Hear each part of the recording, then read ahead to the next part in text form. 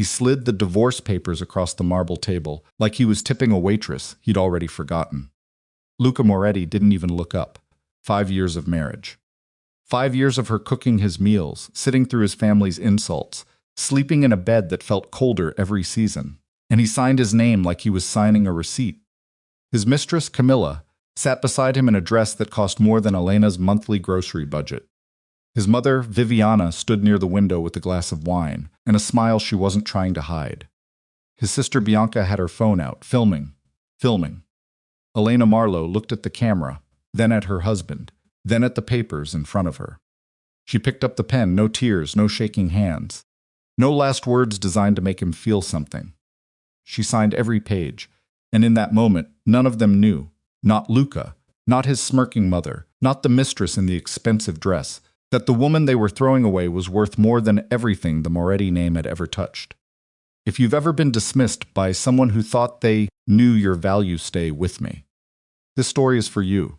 Before we go any further, if this is your first time here, hit that subscribe button and turn on notifications.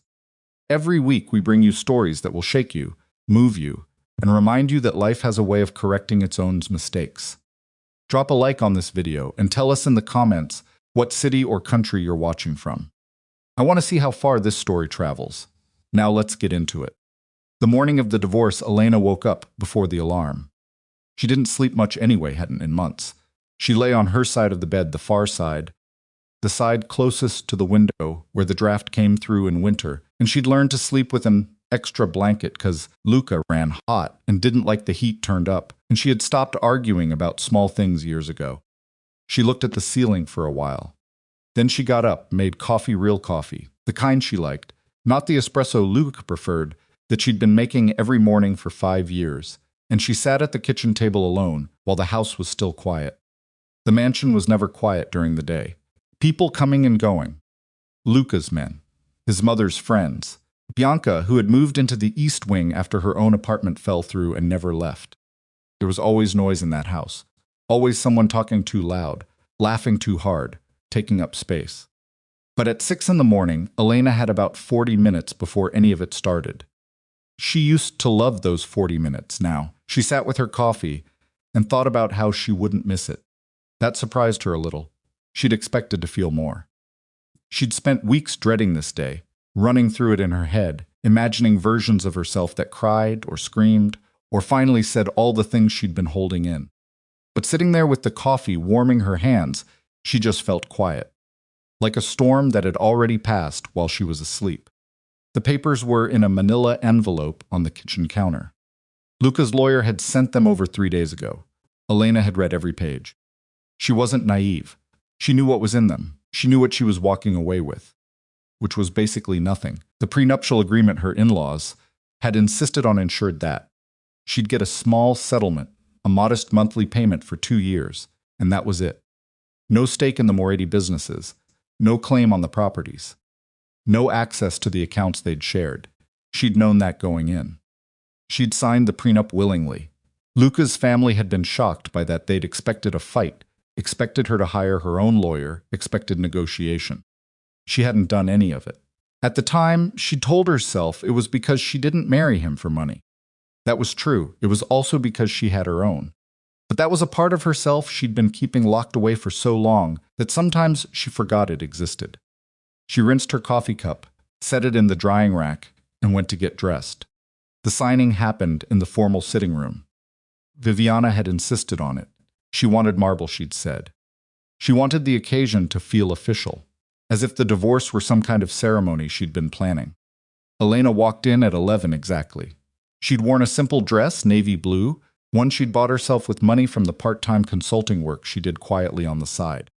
She'd stopped wearing the jewelry Luca gave her months ago, not out of spite, just because it didn't feel like hers. She wore small gold earrings that had belonged to her mother. Luca was already seated. He had on one of his suits, charcoal gray, the expensive Italian cut that made him look like someone important. He was looking at his phone when she walked in and didn't look up until she was already sitting down. He looked older than he had 5 years ago, more lines around his eyes. Something harder in his face that she didn't remember from when they first met. She wondered when that happened. She wondered if she looked different to him too. Probably not. He'd stopped looking at her a long time ago. Camilla came in a few minutes later and sat beside Luca with the ease of someone who had already claimed the space. Elena looked at her once. Camilla met her eyes with something that wasn't quite triumph, more like impatience. Like Elena was a process to get through rather than a person. Elena looked away first, not because she was hurt. Because Camilla wasn't worth the energy. Bianca was in the corner near the bookshelf, trying to look casual with her phone, and angled in a direction that wasn't casual at all. Elena clocked it immediately. She'd always been better at reading rooms than Luca's family gave her credit for. She said nothing about the phone. Luca's lawyer, a thin man named Ferris, who'd always looked at Elena like she was a mildly interesting legal problem, spread the papers on the table. Viviana stood near the window with her wine. Well, Viviana said, before anyone else could speak, let's not make this take longer than it needs to. She was talking to Elena. Elena folded her hands on the table and waited. Ferris walked through the pages. Standard procedure. He was thorough, gave her the chance to ask questions. She had none. She'd done her reading. When he finished, he reached for the pen first. He signed his name on every flagged line with the efficiency of a man who had made a decision and wasn't revisiting it. No hesitation, no glance across the table to see how she was taking it. When he slid the papers toward her, he finally looked at her directly. You can walk away with nothing, Elena. Just be grateful you ever had the Moretti name. The room waited for her reaction. Viviana sipped her wine. Bianca tilted the phone slightly. Camilla studied her nails. Elena picked up the pen. She signed every page. Then she set the pen down, stood up and said, "Thank you for your time." She said it to Ferris. She didn't say anything to Luca. She walked out of the room, down the long marble hallway she'd walked 10,000 times in 5 years, and out the front door without looking back. Behind her, she could hear Viviana laughing. She'd already arranged for her things. One of the few decisions she'd made ahead of time without telling anyone. She'd hired a small moving company local guys, cash payment, and they'd come 2 days ago when Luca was out and taken the 3 boxes that actually belonged to her. Her books, her mother's photos, the kitchen things she'd brought herself before the marriage, before Viviana restocked the whole kitchen with branded equipment and threw out everything Elena owned. She'd kept one coffee mug, the chipped one with the faded blue stripe that she'd had since college. The moving men had looked at the 3 boxes and then at the size of the mansion, and one of them had said, "Real gentle. That's all, ma'am?" That's all, she'd told him. The apartment she'd rented was a 20-minute drive from the mansion. Small second floor of a building that was older than charming, but not quite run down. The floors creaked. The hot water took a few minutes to arrive. The window in the bedroom looked out over the parking lot of a dry cleaner. She liked it immediately. She spent the first night setting up her books and making dinner in the little kitchen, something she'd been wanting to make for months. Simple pasta, the way her mother used to, nothing fancy. She ate standing at the counter because she didn't have a table yet, and she listened to the building creak and settle around her. She slept like a stone. Woke up the next morning feeling something she hadn't felt in so long that it took her a moment to identify it. Rested. The first 2 weeks passed quietly. She picked up extra hours at the nonprofit consulting firm where she worked part-time. Her boss, a practical woman named Diane, who wore reading glasses pushed up into her hair and never had time for small talk, had simply said good when Elena mentioned she was available for more hours. No questions. Elena appreciated that. She found a second-hand dining table at a weekend market, carried it up the stairs, herself with help, from the guy in the apartment next door, a retired schoolteacher named Frank who had strong opinions about the weather and a loud television and never asked personal questions. She bought a plant for the kitchen windowsill. She cooked what she wanted, ate when she was hungry, watched the shows she'd put off watching for years because Luca controlled the television in the evenings and preferred things with guns and complicated loyalties. She started sleeping through the night. She had almost started to believe this was the beginning of something manageable when her phone rang at 7:15 on a Wednesday morning and a woman from a private hospital asked if she was Elena. Marlowe and told her that her father was asking for her. The name hit her like cold water. Adrian Marcelli. She hadn't spoken to her father in 7 years. She sat very still, on the edge of her bed, with the phone pressed to her ear while the woman on the other end explained carefully, the way people do when they're delivering information they know will change things, that Mr. Marcelli had been diagnosed several months ago, advanced. He had requested that his family be notified of his current status. He had specifically requested that she be included in that notification. How, Elena asked, a pause, weeks, possibly less. She sat with the phone in her hand for a long time after the call ended. Then she got up, got dressed, and drove to the hospital. She'd prepared herself, driving over. She'd told herself not to expect much. 7 years of silence meant things. It meant distance and cooling, and the kind of hurt that calcifies into something you stop poking at because it's just easier. She'd left her family's world deliberately, and they'd let her go. That had hurt in its own way. Not that they didn't chase her, but that they hadn't. It had confirmed something she'd been afraid was true, that she was easier to release than to fight for. She walked into the hospital room and stopped. Adrian Marcelli was not the man she remembered. Her father had always been large in the room, not physically, though he was tall, but in presence. The kind of man who made space rearrange itself around him. She could remember standing at his elbow as a child at business dinners that went too late, watching the way other adults watched him, waiting to see what he would say, arranging their expressions before he looked their way. The man in the hospital bed was thin. His hands were still his hands. She knew them immediately, the shape of the knuckles, the scar on the left thumb from an accident she'd witnessed when she was 9, but they lay on the blanket without weight. His eyes, when he opened them, were still sharp. That part hadn't changed. He looked at her for a moment. Then he said, "You cut your hair." She had. She'd cut it shorter a few months ago. She hadn't thought he'd know. 6 years ago, she said. Right. A small movement at the corner of his mouth. I'm behind. She sat down in the chair beside his bed. She didn't know what she expected accusations, maybe. The conversation they'd never had.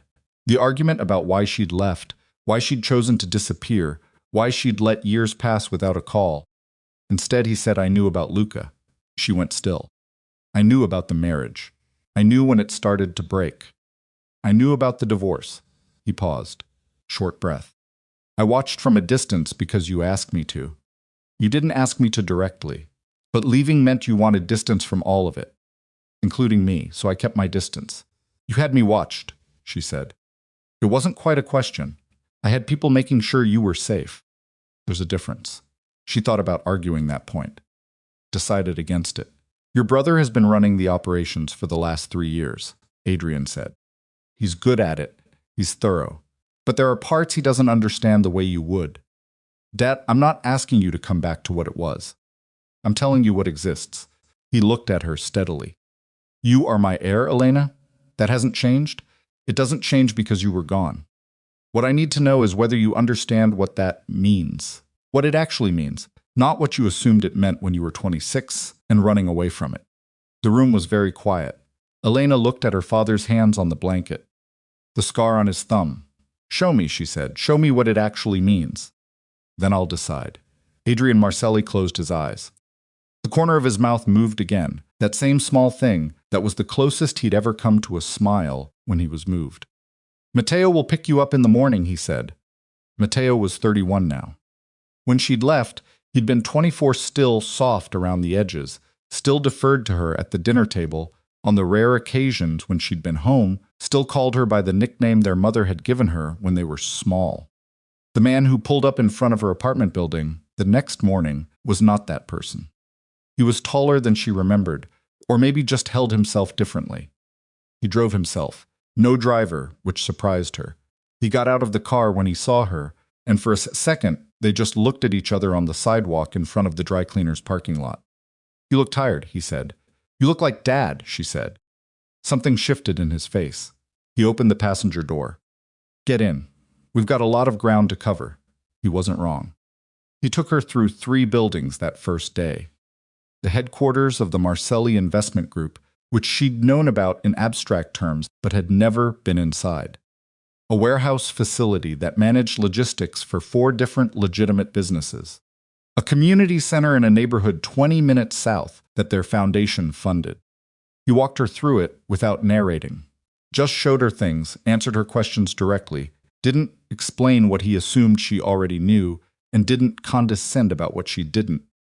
At the community center, she stopped at the window and watched a group of women in their 50s doing a financial literacy workshop. A young woman at the front was walking them through a spreadsheet, and the room was paying real attention. One of the women in the front row kept raising her hand, asking follow-up questions, pressing on the details. "We started this one 4 years ago," Matteo said, coming to stand beside her. "Attendance was 11 people the first month. Now there's a waiting list." Elena watched the woman in the front row raise her hand again. "Who funds the instructors? Foundation budget. Some of it comes from corporate partnerships. The model's been successful enough that 2 other neighborhoods have asked us to replicate it." She turned from the window. "Why haven't you?" He looked at her. "'Cause we don't have the right person running expansion yet." She went back to the hospital that evening. Adrian was awake, propped up slightly, and he asked her what she'd seen. She told him.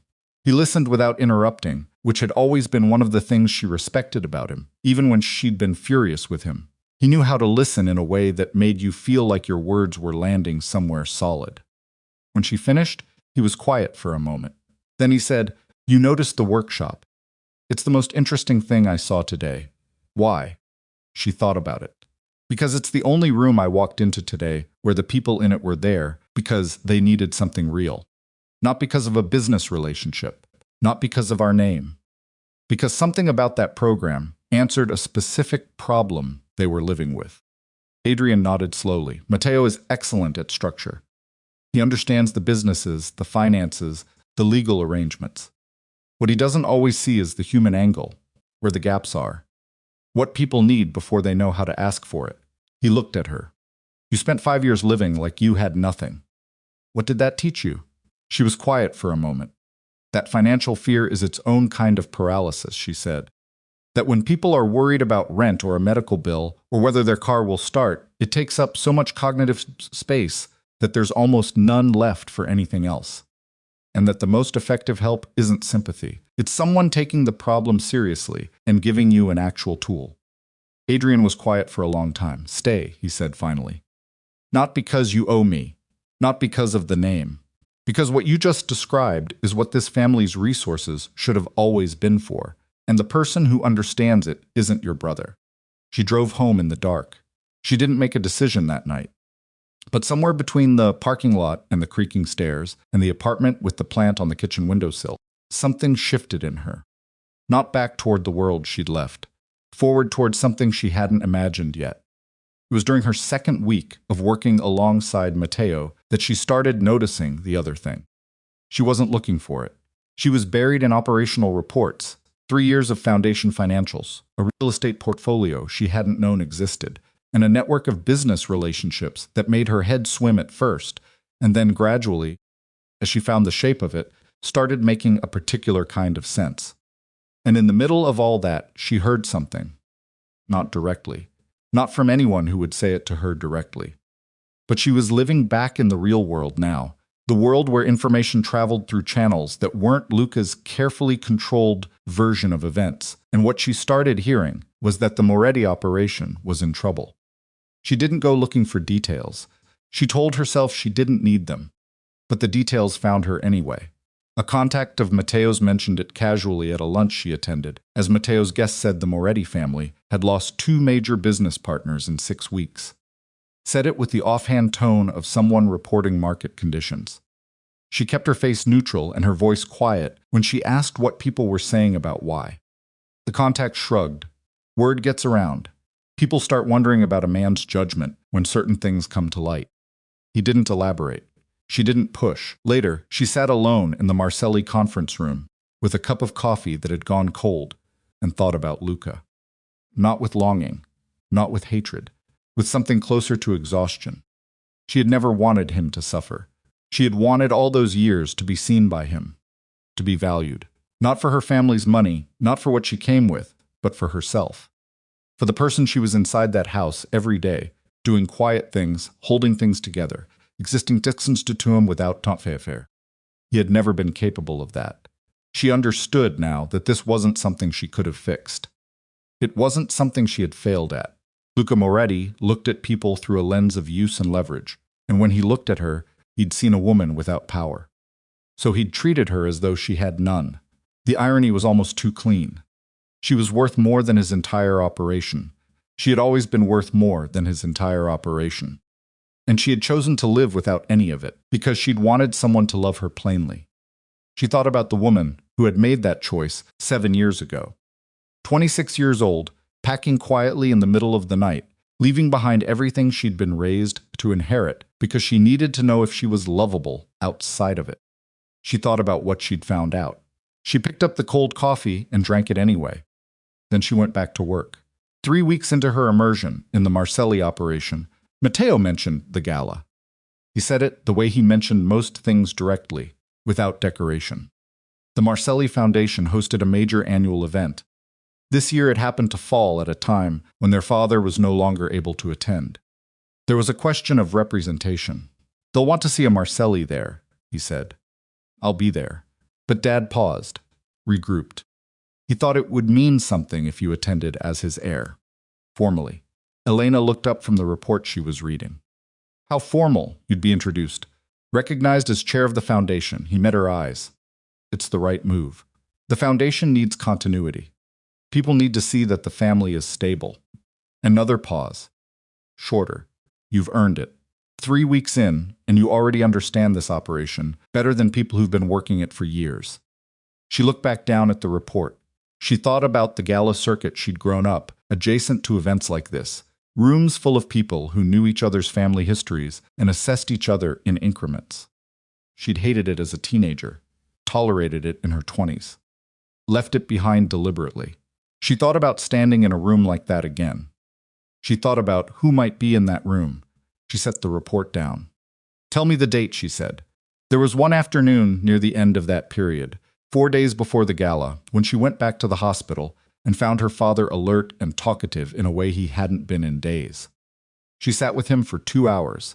They talked about things they'd never talked about: her mother, who had died when Elena was 17, and how Adrian had handled the years after, which he admitted he had not handled particularly well. He talked about mistakes he'd made with Elena specifically. Times he'd pushed instead of listened. Times he'd assumed instead of asked. He didn't frame it as an apology exactly. He wasn't a man built for direct apology. But she could hear the shape of it underneath. She told him about the 5 years in the Moretti house. Some of it, not all. She wasn't ready for all of it yet. He listened the way he always listened when he was really hearing her. Completely still. No expression that might make her manage what she was saying. When she stopped, he said, "Did you ever tell him who you were?" "No." "Why not?" She thought about it. Really thought, not the easy answer. "'Cause I didn't want it to change things.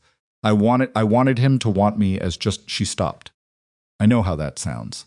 "It doesn't sound like anything," he said. "It sounds like what it is. You wanted to be chosen cleanly." A pause. "There's nothing wrong with wanting that. It didn't work." "No," he said, "it didn't." She looked at the window. The city outside, afternoon light going long and gold. "I think I needed it to fail," she said quietly. "I needed to know that I could survive it failing. That I was still..." She didn't finish the sentence. Adrian didn't push her to. After a while, he said, "You're more like your mother than you know." She was the same way. Needed to test the edges of things. He shifted slightly against the pillows. She would have liked who you've become. It was the kindest thing he'd said to her in years. She stayed until the light was gone. She wore black to the gala. Not a statement. She wasn't performing anything. Black was what she had that was appropriate, and she hadn't had time or interest in shopping. Matteo sent someone with a collection of options, and she'd looked through them patiently and picked the one that felt like herself. Simple cut, good fabric. Nothing that announced itself. She wore her mother's earrings. The room was everything she remembered, and slightly worse, louder, brighter, more performatively warm. The kind of room where everyone was working, and no one admitted it. She recognized a few faces from a life she'd left behind. They recognized her too. She could see the recalibration happening in real time behind their smiles as they processed who she was and what that meant now. She stayed close to Matteo for the first hour. Let him do most of the talking. Listened carefully, cataloged names and relationships, tried to map the room. And then the host took the stage. She was ready for it. She'd been briefed. She knew what was coming. But there was still something surreal about standing in the body of that room and hearing her full name spoken aloud in public for the first time in 7 years. Please welcome Elena Marcelli, heir to the Marcelli family fortune and newly appointed chair of the Marcelli Foundation. She walked to the stage. She gave a short speech. She'd written it herself, turned down the 3 versions the Foundation's communications team had drafted. She spoke about her father and about what the Foundation's work meant to the people it served, and about continuity. She kept it under 5 minutes. She walked back off the stage. And that was when she saw him. Luca was near the back of the room, standing with a man she didn't recognize, and he was looking at her with an expression she had never seen on his face. She recognized what it was, though. She'd seen versions of it on other people.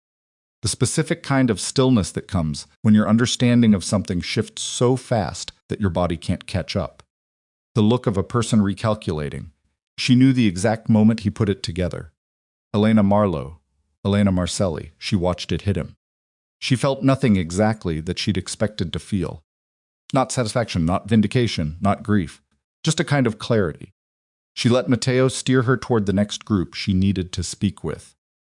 She stayed in those conversations for 20 minutes, maybe more.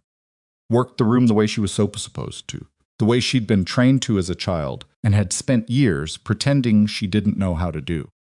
When she finally turned around, Luca was right there. He looked like he hadn't slept well in a while. The suit was still good. He always wore good suits, but something in the way he was standing was different. Less planted, like he was waiting for the ground to shift. Elena, he said. She looked at him. I need to talk to you, he said. Privately. She considered it for a moment. You don't regret losing me, Luca, she said. I regret discovering what I was worth.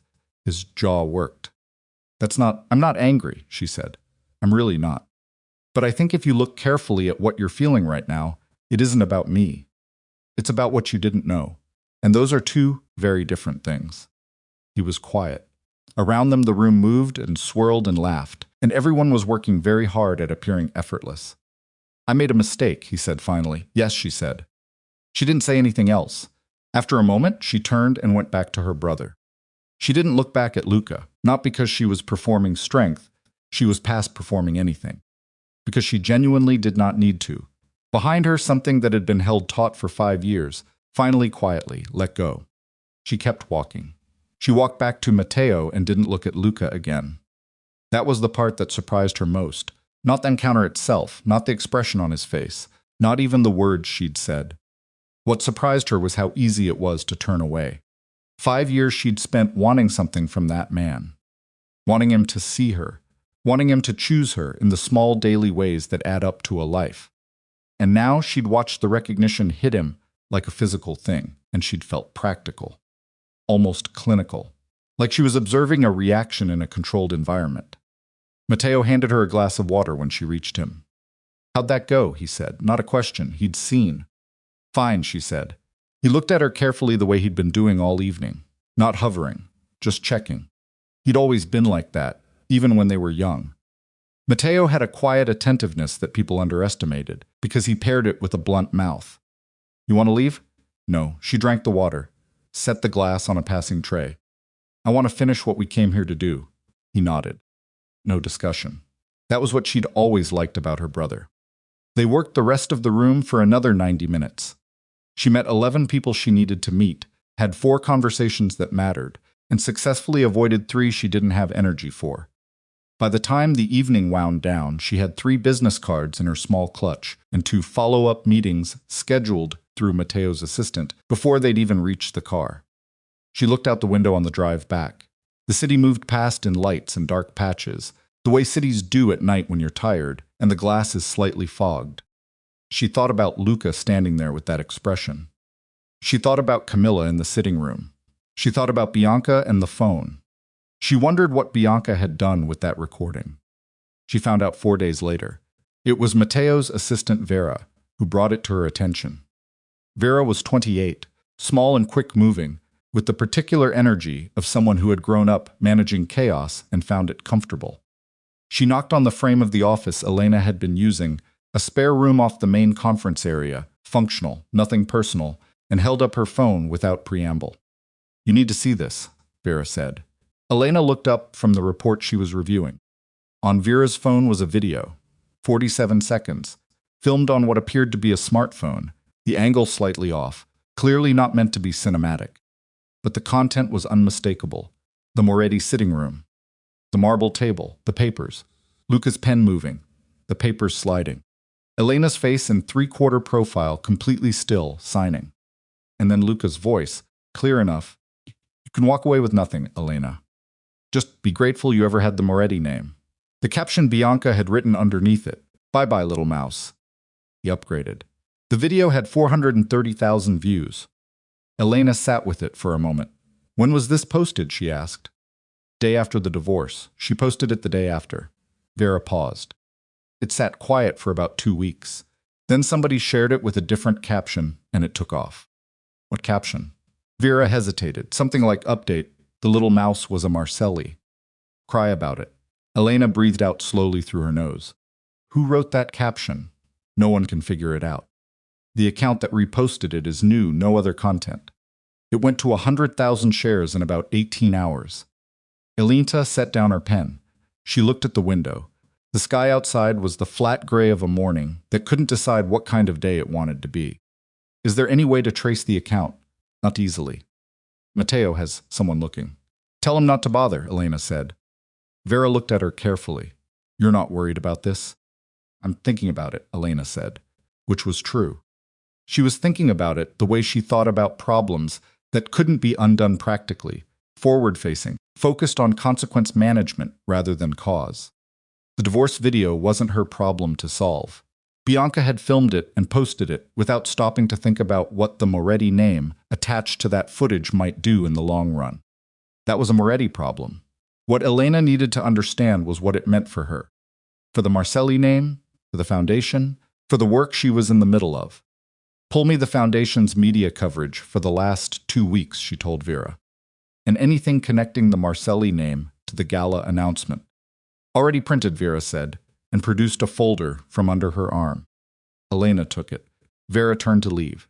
Vera, she stopped. The video, the repost with the second caption. Elena paused. Don't look into it anymore. Vera looked at her for 1 second. Okay, she said, and left. Elena opened the folder. The coverage was better than she'd expected. 3 legitimate financial publications had run pieces on the Marcelli Foundation following the gala. 2 of them focused primarily on the family's philanthropic expansion and her new role as chair. The language was measured factual. The way coverage of old money families tended to be respectful of the name without being breathless about it. One gossip-adjacent outlet had run something shorter and less careful, connecting the gala announcement to the viral divorce video with the headline, From Moretti Castoff to Marcelli Here, Who is Elena? She read it twice. It was the kind of piece that was technically accurate and completely wrong at the same time. It framed her story as a rise and fall and rise narrative, the kind that people liked because it had a satisfying arc. Discarded wife becomes powerful heiress.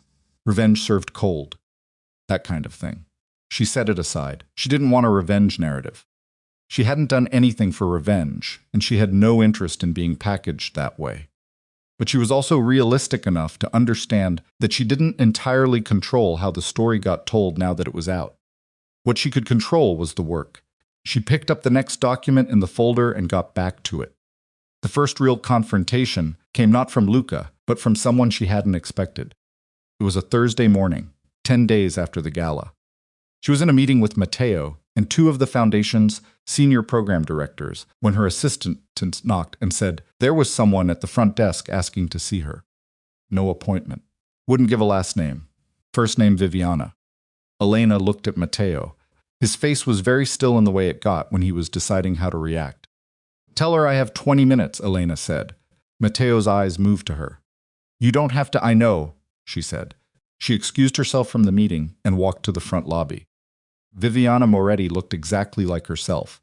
That was the first thing Elena noticed. Whatever she'd expected, some sign of the priest Luca's operation was supposedly under, some crack in the composure wasn't there. Viviana was dressed as she always dressed, impeccably, with the particular kind of effort that looks effortless until you've spent enough time around it to see the machinery underneath. Her hair was perfect. Her posture was correct. Only her eyes were doing something different. Elena had spent 5 years learning Viviana's face, because in the Moretti house, reading Viviana's face was a survival skill. And what was in her eyes now was something Elena had never seen there before. Calculation mixed with something rawer, closer to fear. Elena, Viviana said, Viviana. Elena gestured toward a small seating area near the window. Sit down, Viviana sat. Elena sat across from her. She did not offer coffee. She waited. You're aware, Viviana said, of what's been happening. I'm aware of several things, Elena said. Which specifically? Viviana's mouth compressed briefly. She didn't like being made to say things directly. Elena knew this about her, had always known it. Viviana communicated in implication and managed distance. Being asked to be plain was a small indignity. Luca's business relationships, Viviana said. The banks. The associates who have been, she paused. Withdrawing. I've heard some of that, Elena said. I want to know if you're behind it. The room was quiet. Through the window, the city moved on its ordinary business. Elena looked at Luca's mother for a long moment. No, she said. Viviana watched her. Elena, I'm not behind it. Elena said again clearly, without heat. I understand why you'd suspect that. If I were in your position, I'd suspect the same thing. But I've been spending the last several weeks learning how to run a foundation and grieving my father, and I haven't spent a single hour engineering consequences for your son. Then who has, Viviana asked. Luca has, Elena said. His own choices have. You build a reputation over time for judgment, for trustworthiness, for treating people a certain way. And that reputation is what holds your alliances together when things get difficult. When that reputation breaks, the alliances follow. She paused. Bianca posted a video of your son telling his wife she should be grateful she had his name.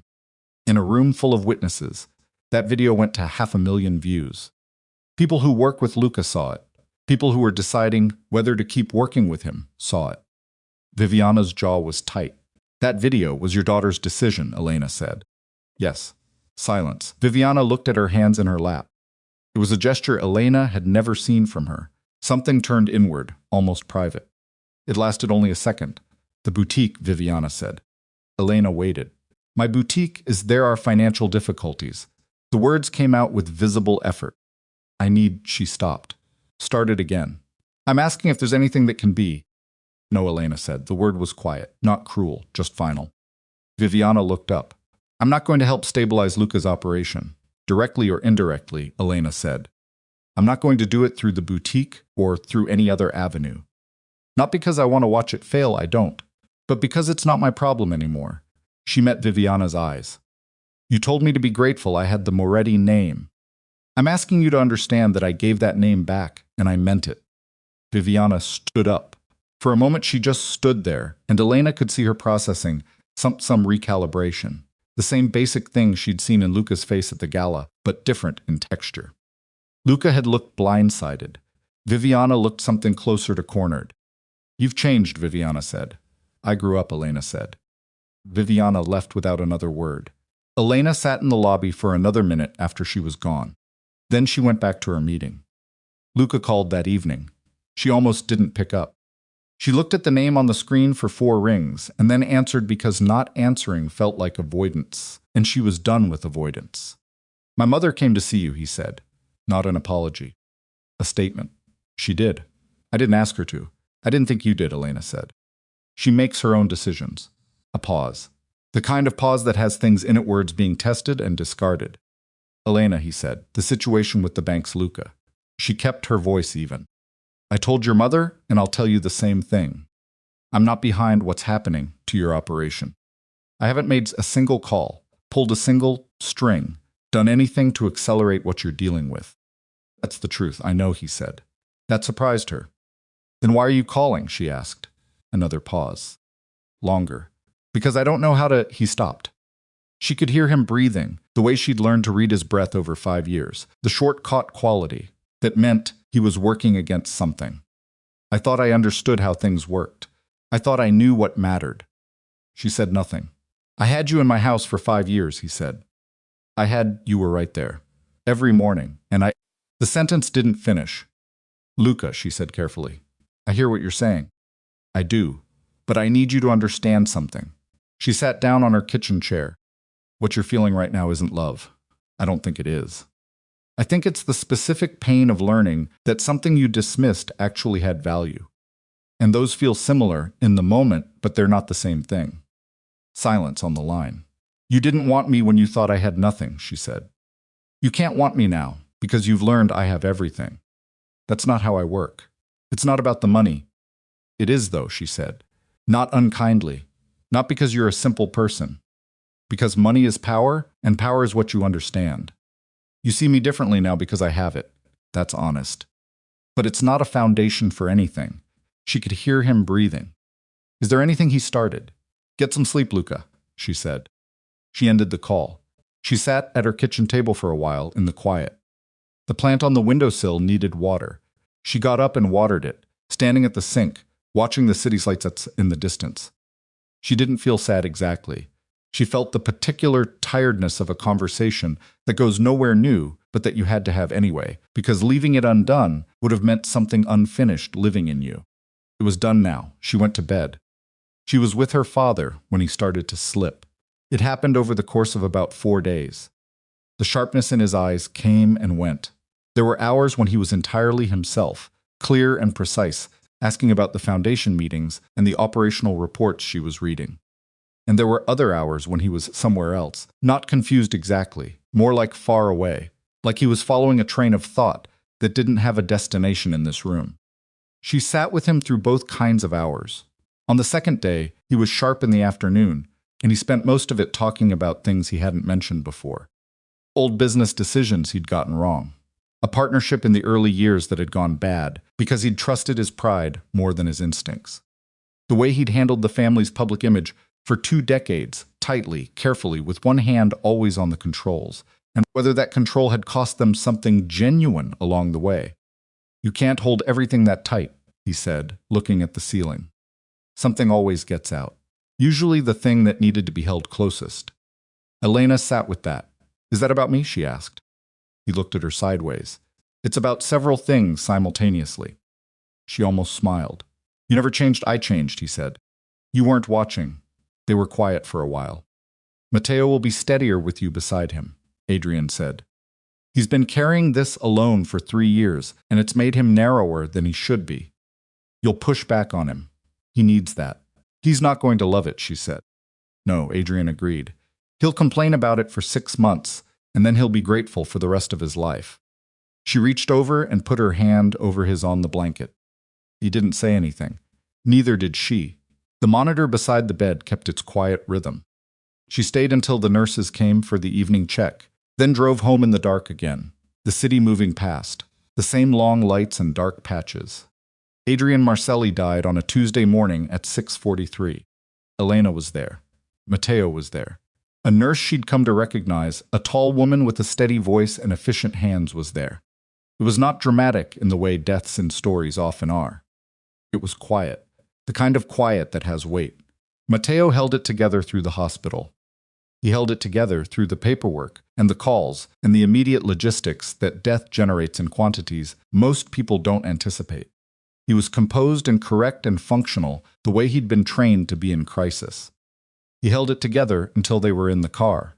Then he put his hands on the steering wheel and pressed his forehead to them and made a sound she'd never heard from her brother before, a short, compressed thing that had nowhere to go.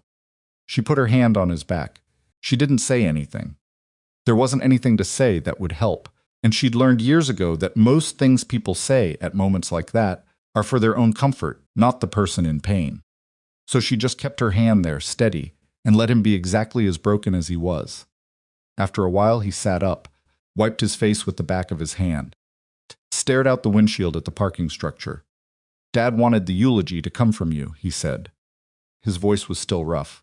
I know, she said. He told me. Can you do it? Yes, she said she could. She wasn't sure yet what she would say. She had things she wanted to say, and she needed time to sort them into an order that was honest without being raw. But she could stand up in front of people and speak for her father. That much she was sure of. Matteo started the car. The drive back was long, and neither of them talked much, and that was right. The memorial was held at the family's estate. Adrian had arranged this himself quietly over the preceding months. He'd been specific about almost nothing, except that he didn't want a church, and he didn't want it to be too long.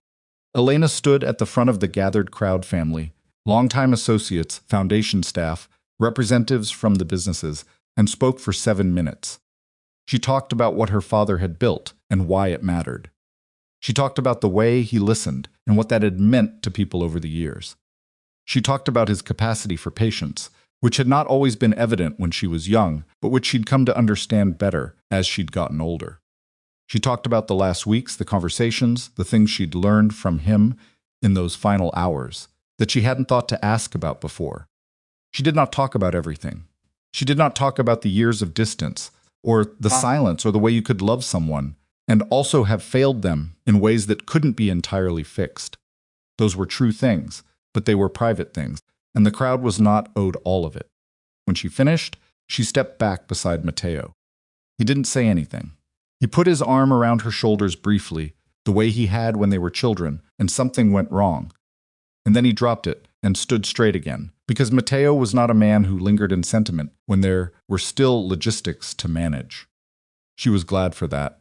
Afterward, in the long receiving line portion of the afternoon, she shook hands and accepted condolences and made the right sounds and kept herself anchored in the specific practical texture of each exchange. This person's name, this person's connection to her father, this small particular story they were offering her as a kind of gift. It was exhausting. It was also, she realized somewhere in the third hour of it, something she was good at. This specific skill being present with people in difficult moments, making them feel received. It was something she'd built without knowing she was building it. Those years in the Moretti house had given her something unexpected. She'd spent 5 years being ignored, and that had made her extremely good at paying attention. She filed that thought away. She had a feeling it would matter later. The weeks after the memorial had a particular texture grief and administrative momentum happening simultaneously, which was strange, and also, she'd come to understand, entirely normal. The estate required attention. The business accounts needed to be properly transitioned. The foundation board needed meetings. There were lawyers, there were financial advisors, there were members of Adrian's senior staff who needed face time with the new leadership to feel stable. Elena moved through all of it. She was not particularly good at grieving in the private sense. She never had been. She processed things by working. She knew this about herself, and she didn't judge it anymore. It was in one of the financial review meetings, 3 weeks after the memorial, that she first met Nico Bellandi. She almost didn't notice him at first. The meeting had 12 people in it. He was toward the back of the table, on the foundation side, the working staff rather than the executive level. He had a folder in front of him and a pen in his hand, and he was the only person in the room who hadn't introduced himself to her when she walked in. Everyone else had moved toward her in the standard way, the way people do when they want to establish their presence with someone new who has power. He'd stayed in his seat. She'd noticed that. He came up at the end of the meeting, after everyone else had filed out, when she was still at the table going through a discrepancy in one of the program budgets that didn't quite add up. "The numbers on line 47 are wrong," he said. She looked up. He was taller than he'd seemed sitting down. Dark eyes, unremarkable in the way that occasionally meant something. "I know," she said. "It's a rounding error carried across 3/4. Whoever input the data was probably working too fast." He paused. "It overstates the program spend by about $12,000. "Which changes the efficiency ratio," she said. "Which changes the efficiency ratio," he agreed. She looked at him for a moment. "You work on the Foundation's analytics team?" "Strategy," he said. "I've been with the Foundation for 2 years." "Why didn't you flag this before the meeting?" He looked at her with something that was almost, but not quite, a challenge. "I was going to flag it in the meeting." Then the executive director went over the summary report, and everyone started talking about expansion, and I made a judgment call about the room. She considered that. The judgment call was correct. Bringing a rounding error up during a discussion about expansion would have looked petty, or worse, like a political move to slow things down. "Fair," she said. He held out a hand. "Nico Bellandi." "Elena Marcelli," she said, and shook it. He nodded once and left. She looked back at the budget document. Line 47, as he'd said, was exactly wrong in the way he'd described. She made a note. It was during this same stretch of weeks that the thing with Luca's operation became impossible to ignore even from a distance. It wasn't her doing. She'd told Viviana. She'd told Luca. And she'd been telling herself that she wasn't behind it. And she wasn't. What she hadn't quite reckoned with was the simple mechanical reality of what happened when a man with Luca's profile lost credibility publicly. The Moretti organization had always run on a combination of fear and respect, and fear was the more stable of the two. It didn't require Luca to be liked, only to be considered dangerous. But the video, Bianca's video, had done something specific to that equation. It had made Luca look small in a way that was difficult to recover from. Not cruel, not dangerous. Small. A powerful man who tells his wife to be grateful she had his name and then discovers she was always worth more than him is not a man his associates fear. He's a man they reassess. They start wondering about his judgment. They start thinking about whether his read on situations, which is the foundation of every alliance, every deal, every handshake that criminal organization together is actually reliable. And when that thought takes root, alliances don't break dramatically. They just go quiet. Partners get busy. Calls go unreturned for longer than they should. Meetings get rescheduled once, twice, 3 times, until both parties understand the meeting isn't happening. That's what was happening to Luca. Elena learned this not through any active intelligence gathering, but because she now existed in circles where this was simply discussed. She was at a foundation board dinner when she overheard 2 men talking about the Moretti situation the way they'd talk about a business that was overextended, not with malice, just with the frank pragmatism of people who thought in terms of risk management. She listened to about 45 seconds of it before the conversation moved on to something else. She sat with her water glass and thought, I didn't do this. And then, but it's done. And then something harder and more honest underneath both of those. And I don't know what I feel about that. She set the glass down and turned back to the conversation at her end of the table, and she pushed the Moretti situation back into a compartment she kept. For things she wasn't ready to fully examine yet. She had enough on her plate. The foundation expansion planning was going better than she'd expected, which meant it was going badly in specific new ways she hadn't anticipated. The 2 neighborhoods that had requested replication of the financial literacy program were very different from each other. One was adjacent to the original program's location, similar demographics, similar infrastructure, relatively straightforward to extend into. The other was across the city, an area with different anchor institutions, different community relationships, a history with outside organizations coming in and leaving that had left a specific and reasonable wariness. Elena pushed the second location. Matteo thought she was making it harder than it needed to be. We can demonstrate success in the easier location first, he said. They were in his office, a room that was very much his spare, functional 2 whiteboards covered in handwriting she'd been gradually learning to decode. Build the model, then expand into more complicated territory. The harder location is the one that needs it more, she said. The harder location is the one where we're most likely to fail and undermine the program credibility before it's established. Or it's the one where getting it right matters most, so we'd better figure out how to get it right. He looked at her with the expression she was coming to recognize as his processing face. Not agreement, not rejection, something in the middle where he was holding her position against his own and checking for structural weaknesses. You'd want to build a community advisory component, he said finally. Local people in the room from day one, shaping the program. Yes, that slows it down. Yes, the board is going to ask why we're not moving faster. Tell them we're moving right, she said. Those aren't the same thing. He was quiet for a moment, tapped his pen on the desk twice. Fine, he said. But you're in the room for the advisory meetings. Obviously, she said. He pointed the pen at her. You're going to be insufferable when this works. I learned from the best, she said. He almost smiled. Almost. She was coming out of the foundation offices on a Wednesday evening, late. The kind of late where the building's cleaning crew was already making their rounds, and the front desk person had gone home, and she'd let herself out with her access card, when she ran into Bianca Moretti on the front steps. Not metaphorically, literally. She pushed open the glass door and Bianca was standing there. Elena stopped. Bianca looked like she hadn't slept in several days.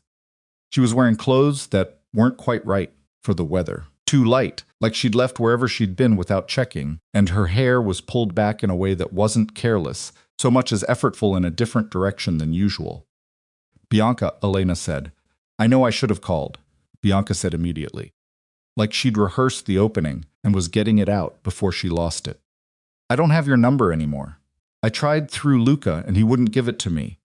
I found the foundation address online. Elena looked at her. What do you need? She asked. Bianca flinched slightly at the directness. She was used to things being softer-edged, more socially cushioned. She'd grown up in a family that used courtesy as a buffer between people. I posted that video, Bianca said. I know, Elena said. I didn't think. She stopped, pressed her mouth together. Tried again. I filmed it because Mama asked me to. She wanted a record of it, and then I posted it because another stopped. I don't know why I posted it. I think I thought it would be funny. Not funny. I thought it would. I don't know. You thought it would make people agree with you, Elena said. You thought they'd see it and confirm that you were all right to do what you did. Bianca looked at the ground. Instead, it went the other way, Elena said. My brother is losing everything, Bianca said. It came out rougher than she'd probably intended, raw, in the way things get when you stop managing them. His partners are gone. The banks are giving him 30 days to restructure his primary account, or they're closing it. He doesn't have the liquidity. He's not going to. She stopped. I did that, the video. That's what started it. Elena watched her. Bianca, she said carefully. The video didn't cause Luca's problems. It surfaced them. People already had questions about your brother's judgment. The video gave those questions a specific thing to point at. Bianca looked up. Does that make it better? No, Elena said. You filmed a woman on the worst day of her marriage without her consent and posted it to humiliate her. That doesn't stop being what it is because there were other factors. The silence was bad.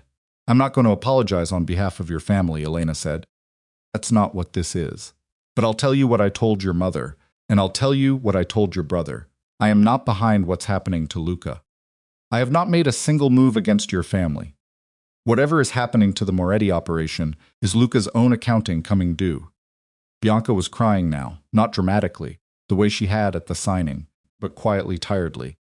The way people cry when they've been holding something for too long, and something about the specific situation just took the last bit of structure out from under it.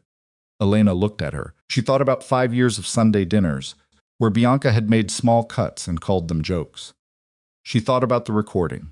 She thought about the caption. Bye-bye, little mouse.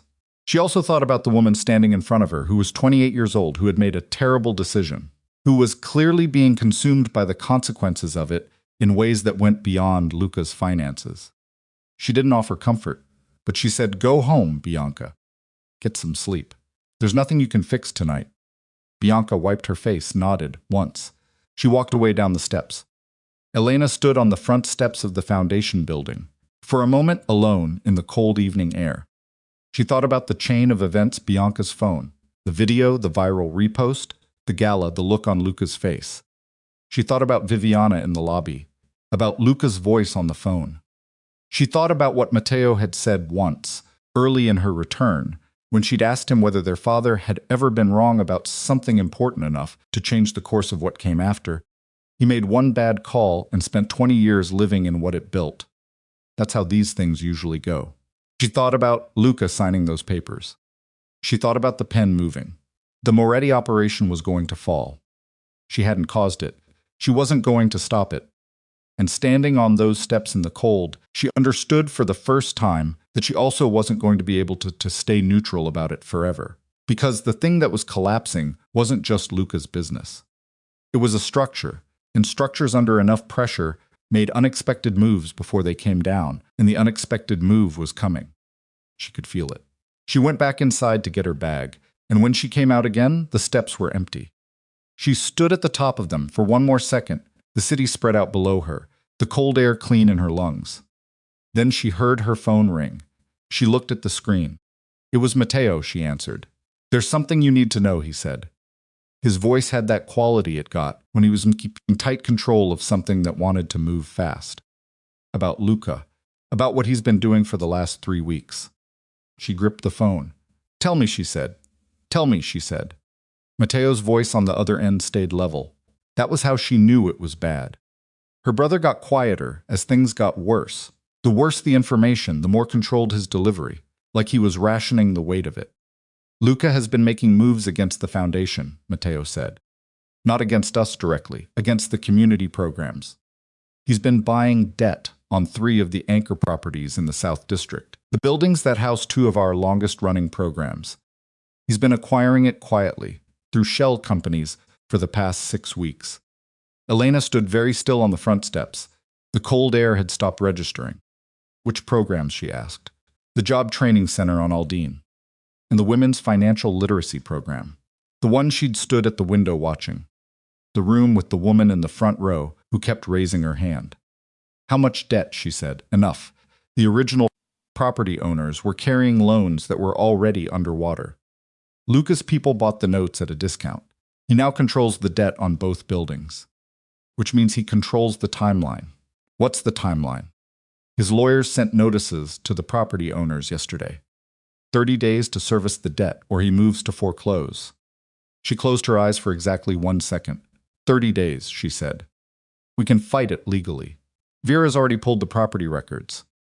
But Elena, the legal fight alone takes longer than 30 days to get traction, and even if we win eventually, the disruption to the programs in the interim.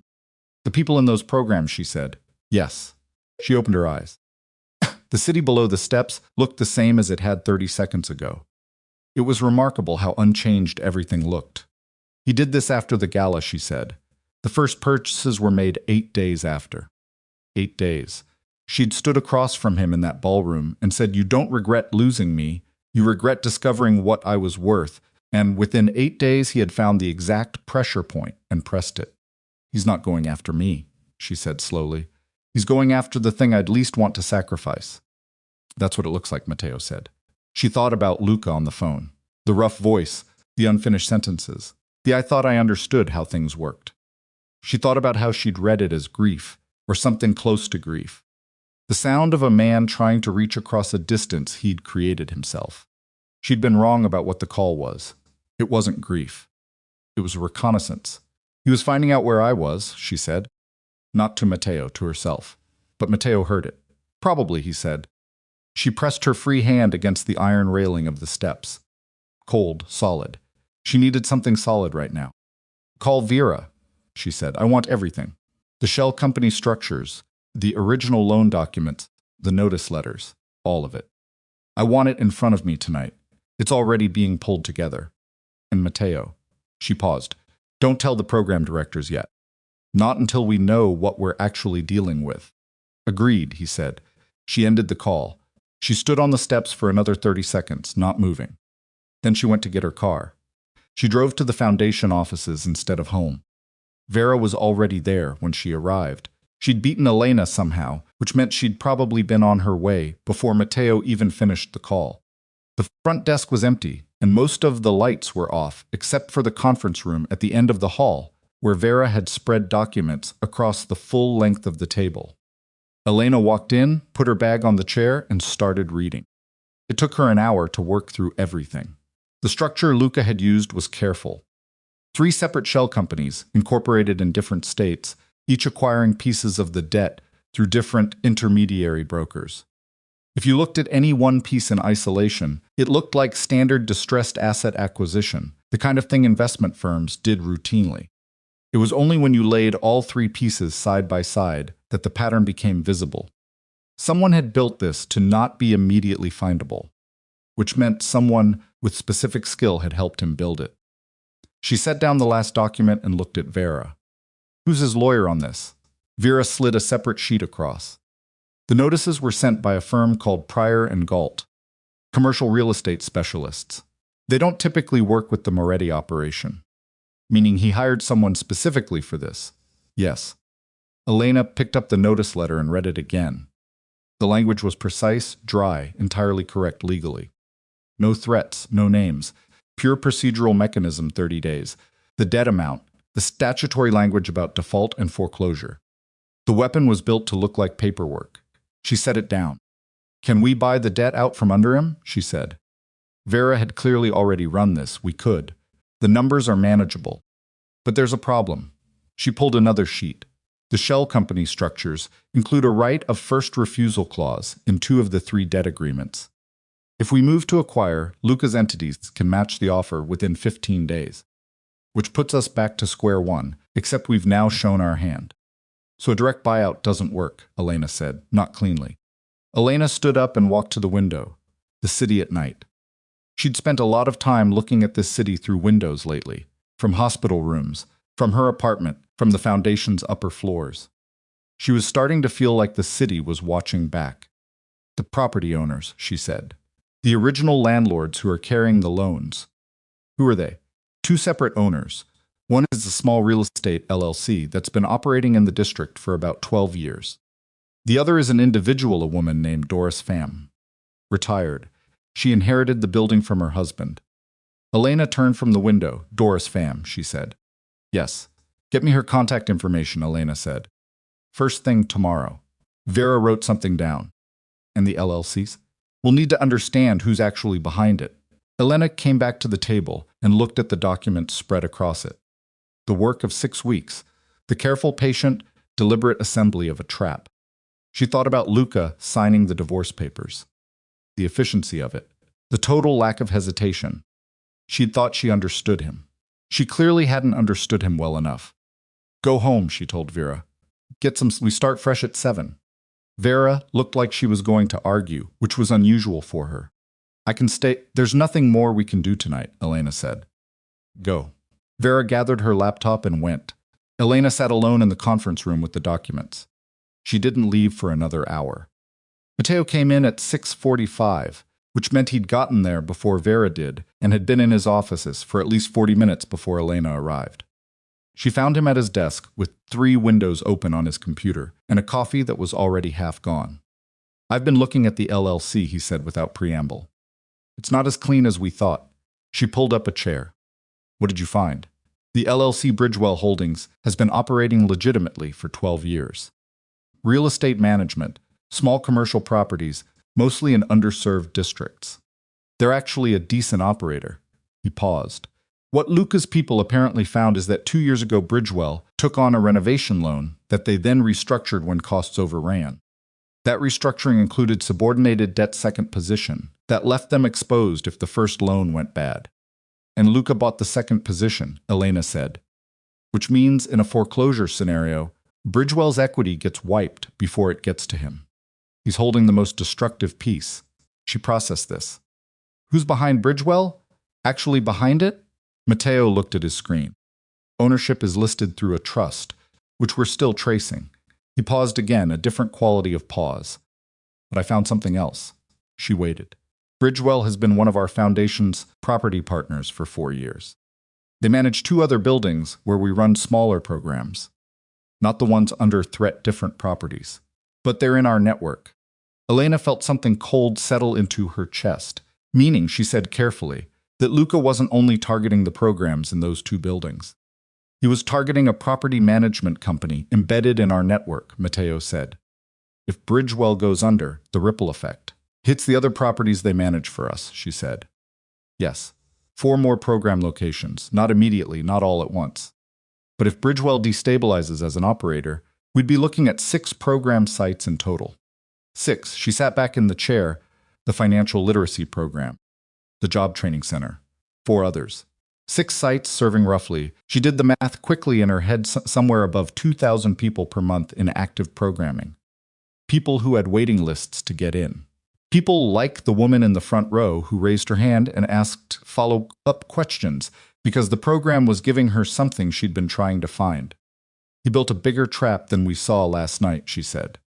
He built a bigger trap than we saw last night, Matteo confirmed. She stood up, couldn't sit anymore. She walked to the window. His window looked out onto the street below, morning traffic already thickening, and she put one hand on the frame and breathed. She had miscalculated, not badly, but consequentially. She had understood the divorce. She had understood the gala. She had understood Viviana in the lobby and Luca on the phone, and even, in some way, Bianca on the front steps. She'd thought she'd mapped the territory. She'd thought she knew what was moving where. She had not understood that Luca was still dangerous. She had read his distress as incapacity. She had confused his personal collapse with operational incapacity, and those were not the same thing. A man who was falling could still reach out and grab something on the way down. She had given him 30 days, the time between the gala and now, to plan something while she was focused on grieving and building. And in those 30 days, he'd used the information she'd handed him at the gala like a blueprint. She knew the Foundation's programs. She'd been open about caring about them, publicly at the gala. She'd spoken about what they meant. And Luca had listened, and he'd gone home, and he'd built a weapon out of the things she'd told him mattered most. Had to give it to him, strategically intelligent. It was also the most personal thing he'd ever done to her. More personal than the divorce, more personal than the signing. Because those things had been about not valuing her. This was about understanding her well enough to find the exact right place to press. He saw her, finally, just not the way she'd wanted. She turned from the window. "Get me Nico Bellandi's number," she said. Matteo looked up. "The strategy guy? He understands the Foundation's structure better than anyone we have. I need someone who can map the full exposure, all connected properties, all program dependencies, full network analysis, and I need it fast." "You've had 2 conversations with him. I know what I'm doing," she said. Matteo's expression stayed neutral, but she could read underneath it the small calibration he was making. He was deciding whether to push back or trust her read. He decided. "I'll get you his number," he said. She called Nico from the hallway outside Matteo's office. He answered on the 3rd ring. She could tell from the background sound that he was already in motion somewhere. Traffic, she thought, or a parking structure. "It's Elena Marcelli," she said. "I need your help with something urgent." "Can you come in?" A pause, not long. "How urgent?" "Yesterday urgent," she said. Another pause.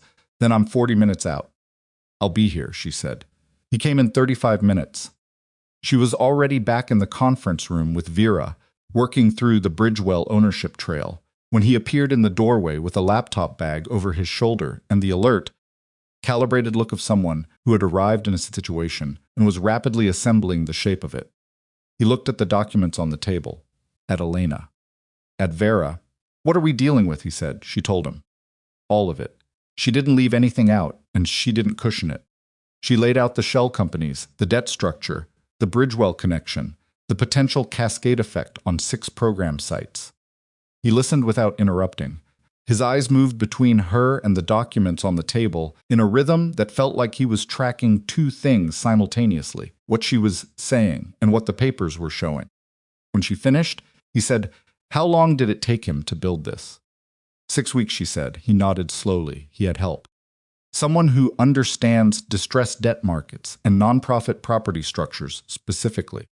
That's a narrow skill set. Can you identify who? Possibly.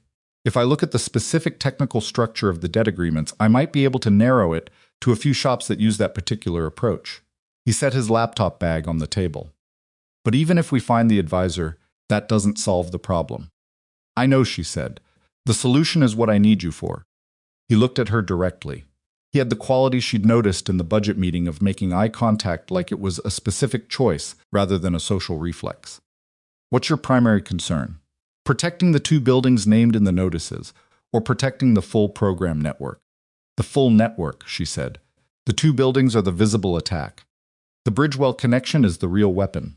He nodded. "Then we don't fight the 30-day notices directly." Vera looked up from her laptop. "We stabilize Bridgewell," Elena said, following his logic before he got there. "If Bridgewell is solid, the second position debt Luca holds loses most of its leverage." "Right," Nico said. "The notices are bait. They're designed to make you rush to defend the 2 named properties, burn resources and time, while the Bridgewell position waits. If you can recapitalize Bridgewell, get their first position debt, refinance through a lender who isn't connected to Luca's entities, his second position stake becomes nearly worthless." "How long does that take?" Vera asked. "Depends on who we approach," Nico said. "Traditional commercial lenders, too slow, 4 to 6 weeks minimum." But he opened his laptop. "The Marcelli Investment Group has relationships with 2 private credit firms that have moved in under 2 weeks on comparable deals." Elena looked at him. "You know the investment group's relationships." "I know the Foundation's financing history," he said. "They've overlapped before." She made a mental note about this, the fact that he had done enough homework to know where those edges touched. She filed it for later. "Get me a list of the private credit firms," she said, "with contact names. I'll make the calls today." He started typing. Vera looked at Elena across the table. There was something in Vera's expression. Not quite a question, but adjacent to one. He's good, Vera said quietly, when Nico was focused on his screen. Yes, Elena said. She didn't say anything else. She called Doris Pham at 10 o'clock. The woman who answered sounded like she was in her 70s, and she sounded tired in the specific way of someone who had been managing something stressful for too long. She knew who Elena was. She'd clearly been following the Foundation's coverage since the gala, and she was not hostile. Just tired and cautious, and carrying the particular weight of someone who has received legal notices and is not sure what they mean for her life. Elena told her plainly that she was aware of the debt situation, that she was not calling to make it worse, that she was calling because she wanted Doris to understand she had options, and she was not alone in working through them. Doris was quiet for a moment. Then she said, "The building was my husband's. He spent 30 years paying it down. I thought it was mine free and clear." "It should have been," Elena said. "The loan company that came to us 2 years ago, they seemed legitimate. The terms seemed reasonable." A pause. "I should have had a lawyer look at it." "I know that now, Doris," Elena said carefully. "I need you to let me help you fix this. Not because it benefits the Foundation, though it does. Because what happened to you was predatory, and you shouldn't lose a building your husband spent 30 years paying for, because someone found a legal mechanism to take it." The lines was quiet for long enough that Elena thought she might have lost the connection. "Then what do you need from me?" "A meeting," Elena said. "Today, if possible. Bring whatever documentation you have on the original loan. My team will have recommendations for you." "Today," Doris said, like she was testing whether it was real. "Today," Elena confirmed. Doris came in at 2 in the afternoon. She was small and precise moving, with careful eyes and hands that she held very still in her lap when she wasn't using them to point at documents. A stillness that looked like it had been learned rather than natural. She had a folder with her, organized the papers inside in date order. Elena sat across from her with Nico and Vera beside her. She let Nico walk through the technical explanation of what had happened to Doris's loan, because he could do it without jargon while still being accurate, which was a skill Elena appreciated. Doris listened. She asked 3 questions, good ones, specific ones about the timeline and the legal options, and when Nico answered them, she listened to those too. At the end, she sat quietly for a moment. Then she looked at Elena. "What does this cost me?" she asked. "Your help, what does this actually cost me?" Elena met her eyes. "Nothing. We're going to help you refinance the loan through a private credit facility. The Foundation will guarantee the application. You keep the building." Doris studied her. "Why would you do that?" she said. Not hostile, just precise. The question of a woman who had lived long enough to know that things that sounded clean usually had texture. "Because the programs in your building serve people who need them," Elena said. "And because someone tried to use your property as a weapon against those people, and I'm not willing to let that work." Doris held her gaze for another moment. Then she nodded once. "Alfred," she said. It was close to 8 in the evening when Nico stopped by the doorway of the conference room. Elena was still there. She seemed to live there now and knocked on the frame. She looked up. "Bridgewell," he said. She waited. "I found the trust ownership." He came into the room and set a single printed page on the table in front of her. "It's a family trust. The principal beneficiary is a woman named Clara Ewan. She's 64. She inherited the trust from her late brother, who founded Bridgewell." Elena looked at the paper. "She doesn't run the operations," he continued. "She barely knew the debt had been restructured. Her brother handled everything, and when he died 2 years ago, she inherited a business she didn't fully understand, and she's been relying on the management team to keep it running." "The management team that signed the restructured debt," Elena said. "That restructured debt," Nico confirmed. "I think Clara Ewan has been operating without a full picture of what's happening in the company she technically owns." Elena sat back. A 64-year-old woman who inherited a business from her brother and didn't fully understand what she was sitting on. Another person who had been in the path of something without seeing it coming. "Does she know about the default notices?" "I don't know," he said. "But she needs to." Elena looked at him. He was leaning against the doorframe with his arms crossed and the particular quality of calm that she'd noticed the first day, the kind that didn't look like effort. Like he arrived at stillness naturally rather than working toward it. "You've done a lot today," she said. "You needed a lot today," he said. matter of fact, not angling for anything. She looked back at the paper. Clara Ewan, 64, brother 2 years gone. She thought about her own brother, about what it would be like to inherit something you didn't understand and try to manage it with the grief still fresh and the knowledge base incomplete. She thought about how many ways something like that could go wrong before you saw it coming. Set up a call with her, Elena said. Tomorrow morning. He nodded, made a note on his phone, and turned to leave. Nico, she said. He stopped. Thank you, she said. For today. He looked at her for a moment, the same kind of look she'd seen in the budget meeting, the one that felt like a deliberate choice rather than reflex. You built the right team, he said. I just ran fast. Then he left. She sat alone in the conference room with the page in front of her, Clara Ewan's name, and the outline of a situation that was almost a mirror of her own. Inherited weight, imperfect understanding, someone else's decisions becoming your problem. She pulled her laptop toward her and kept working.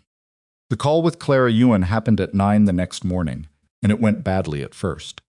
Clara was guarded on the phone in the way people get when they've been called about money and they don't yet understand whether the person calling is trying to help them or take something. She answered Elena's initial questions in short, careful sentences. She asked twice who Elena was and twice more who had given Elena her number. She did not sound like a woman who trusted easily. Elena let her be careful. She answered every question directly and completely, without softening anything or hurrying it. 15 minutes in, Clara said, "You're telling me Luca Moretti owns the secondary debt on my buildings?" "Through shell companies?" "Yes," Elena said, "and his goal is to foreclose." "His goal is to use the threat of foreclosure as leverage," Elena said. "Against the foundation programs, against me," a long pause. "My brother built Bridgewell from nothing," Clarissa said. The words came out with a different quality, not guarded anymore. Harder. 31 years. He started with one property and he managed it well, and then he added another and then another. He was careful. He was so careful, I know, Elena said. She didn't know specifically, but she knew the shape of it. And then he got sick and he needed to renovate 2 buildings, and the renovation costs ran over, and someone found him at exactly the right moment with exactly the right terms. And he signed because he was sick and he was tired and he needed the money. Clara's voice was controlled, but only just. He died, thinking the business was stable. He didn't know what he'd signed. Elena gripped the phone. "Clara," she said, "I need to ask you something directly, and I need you to answer honestly." "Go ahead. How much of the Bridgewell operation do you currently understand?" The pause this time was very long. "Not enough," Clara said finally. "I know that. I've been relying on the management team, and I've been meaning to go through everything properly, and I haven't done it yet." "Because you're still grieving," Elena said. The line was quiet. "Yes," Clara said. Elena closed her eyes briefly, opened them. "Here's what I'm proposing," she said. "The Marcelli Investment Group will help Bridgewell refinance its primary debt through a private credit facility. We'll guarantee the application. This takes the foreclosure threat off the table and removes the leverage Luca's position gives him. In exchange, I ask for nothing except one thing." "What thing?" Clara asked. "You let my team spend 4 days doing a complete operational review of Bridgewell," Elena said. "Not to take it over, not to acquire it, just to give you a clear picture of what you actually inherited, so you can make informed decisions going forward." Another long pause. "Why?" Clara asked, Doris Fem's question. "Because your brother's work deserves to continue," Lena said. "And because what's happening to you and Doris Fam is the same thing, and I'm not interested in watching it work." Clara was quiet for a long moment. When she spoke again, something in her voice had shifted. The guardedness hadn't disappeared, but something underneath it had moved. "When can your team start?" she said. She told Matteo that evening. She laid out the full strategy: Doris Fam's refinancing, the Bridgewell operational review, the private credit approach, the timeline. Matteo listened the way he listened when he was genuinely absorbing something, which was very still and slightly forward-leaning, like he was reading text on a wall just out of comfortable range.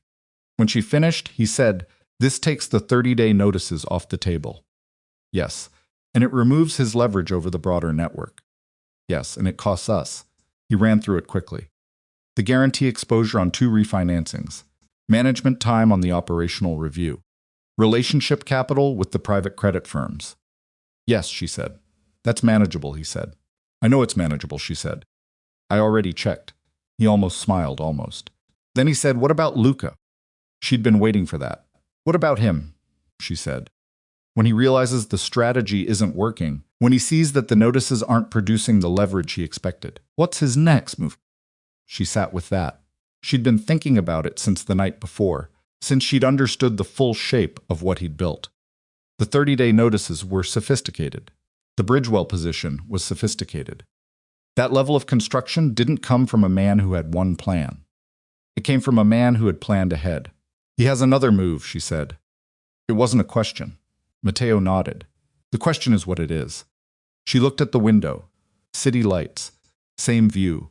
She thought about the divorce papers and the pen moving and the sound of Viviana laughing. She thought about Luca on the phone. "I thought I understood how things worked, and how she'd read it wrong." She thought about 8 days. The 8 days between the gala and the first shell company purchase. She thought about the phone call. What he'd actually been doing. "He knows how I think now," she said. "I told him. At the gala, in the speech. When I told him what mattered to me. I handed him a map." "Yes," Matteo said. "Whatever his next move is, he built it from that map." She pulled her thoughts together, feeling for the shape of it. "He knew I'd defend the programs. He knew I wouldn't sacrifice the people in them. So the 30-day notices were designed to make me move in a specific direction, to make me spend resources and attention on a particular fight." She stopped. Matteo was watching her, while something else was moving somewhere. "I wasn't looking," she said. The room was very quiet. Her phone buzzed on the table. She looked at it, a text from Vera, 4 words and a link. "Check your email now." She opened the email on her phone. It was from a news outlet, not a major one, a mid-tier financial and crime reporting site that had broken legitimate stories before. The subject line read, "Request for comment publication tomorrow morning." She opened it. She read it. She read it again. The story they were planning to publish claimed that the Marcelli Foundation, under its newly appointed chair Elena Marcelli, had knowingly funneled foundation donations through a property management company, Bridgewell Holdings, that had undisclosed ties to organized crime figures in the city. The story claimed that Elena had been aware of these ties for over a year before taking the chairmanship and had concealed them. The story included what appeared to be internal foundation documents, meeting notes, that, treated selectively, could be made to look like she'd known about problems with Bridgewell and chosen to ignore them. The documents were real. The interpretation of them was not. But it would take weeks to establish that publicly, and in the meantime the headline would exist, and the foundation's donors would see it, and the board would need to respond, and the program partners would be nervous, and the people waiting on waiting lists to get into those programs would. She set the phone down. She looked at Matteo. He'd seen it on her face. "What is it?" he said. She handed him the phone. She watched him read it. Watched the specific quality of stillness that came over him, different from his normal controlled processing, something flatter and more dangerous beneath it. He handed the phone back. "He fed them documents," Matteo said. "Real documents out of context." "Yes, he's had access to foundation documents somehow," Matteo said. "To get real materials." Which means someone inside gave him access," Elena said. The word sat in the room. She thought about who had access. She thought about the foundation staff, the management team, the people who had been working inside this organization for years before she arrived. She thought about how a man who was losing everything, who was watching his operation collapse around him, who had tried every direct approach and found them blocked, how that man might think to look for an opening somewhere she wasn't guarding. Someone had let him in, someone she'd been trusting. She picked up the phone. She had until tomorrow morning to find out who, and to decide what she was going to do about a story that was built from the truth and pointed entirely the wrong direction. And she understood, with a cold clarity, that the foundation she had spent the last weeks building, the thing her father had trusted her to protect, was now in the most serious danger it had faced in years. And the danger had a face she hadn't seen coming. She picked up the phone and called Vera. "One ring, I saw it," Vera said. "When did it come in?" "The email timestamp is 6:42 p.m. I found it at 7:51. I texted you at 7:53. Elena looked at the clock on the conference room wall. 8:17. "Who else has seen this? Just me. And now you. Keep it that way until I say otherwise." She paused. "Pull the full access logs for foundation documents." Everything shared externally in the last 60 days. File transfers, email attachments, printing logs if we have them. All of it. That's going to take time. No. Start now. She ended the call and looked at Matteo. He was still standing in the same position, arms at his sides, that flat, dangerous quality still underneath the surface. We have until morning, she said. Publication time? The email didn't specify. I'm assuming early, 6, 7 a.m. Before the business day starts, so the story has maximum runtime before anyone can respond. Matteo nodded slowly. Who at the foundation had access to those specific documents? She'd already been thinking about it. The documents in the email preview, she'd recognized them. A set of internal meeting notes from a program review 3 weeks ago. An email chain about the Bridgewell Property Partnership from 2 years back, predating her arrival. A financial summary that would have been in the standard board package. Board members, she said. Senior staff, anyone with full system access, she paused. Nico Matteo's eyes moved to her. He came in today, she said. Full access to the conference room, the document systems, everything we were working with. You trust him, Matteo said. Not an accusation, an assessment. I trusted him today, she said. That's different from knowing him. She picked up her phone and called Nico. He answered on the second ring. Background noise. He was outside somewhere. Wind. The email that went to the outlet, she said. No preamble. Did you know about it? A pause. One beat. To what email? He said. She read him the subject line. The pause this time was different. She could hear him processing, the quality of his silence shifting. No, he said. Elena, no. I don't know anything about that. Where are you? Parking garage on 5th. I just left the office. Come back, she said. I'm already turning around, he said. She ended the call. Matteo was watching her. You believe him, he said. I don't know yet, she said, but I need to look at him when he answers. Nico came back in 11 minutes. He looked the same as he had when he'd left laptop bag, the unremarkable quality that occasionally meant something. But there was a tension in his jaw now that hadn't been there before, a forward-leaning energy that looked like someone who had spent 11 minutes in a car getting himself ready for something.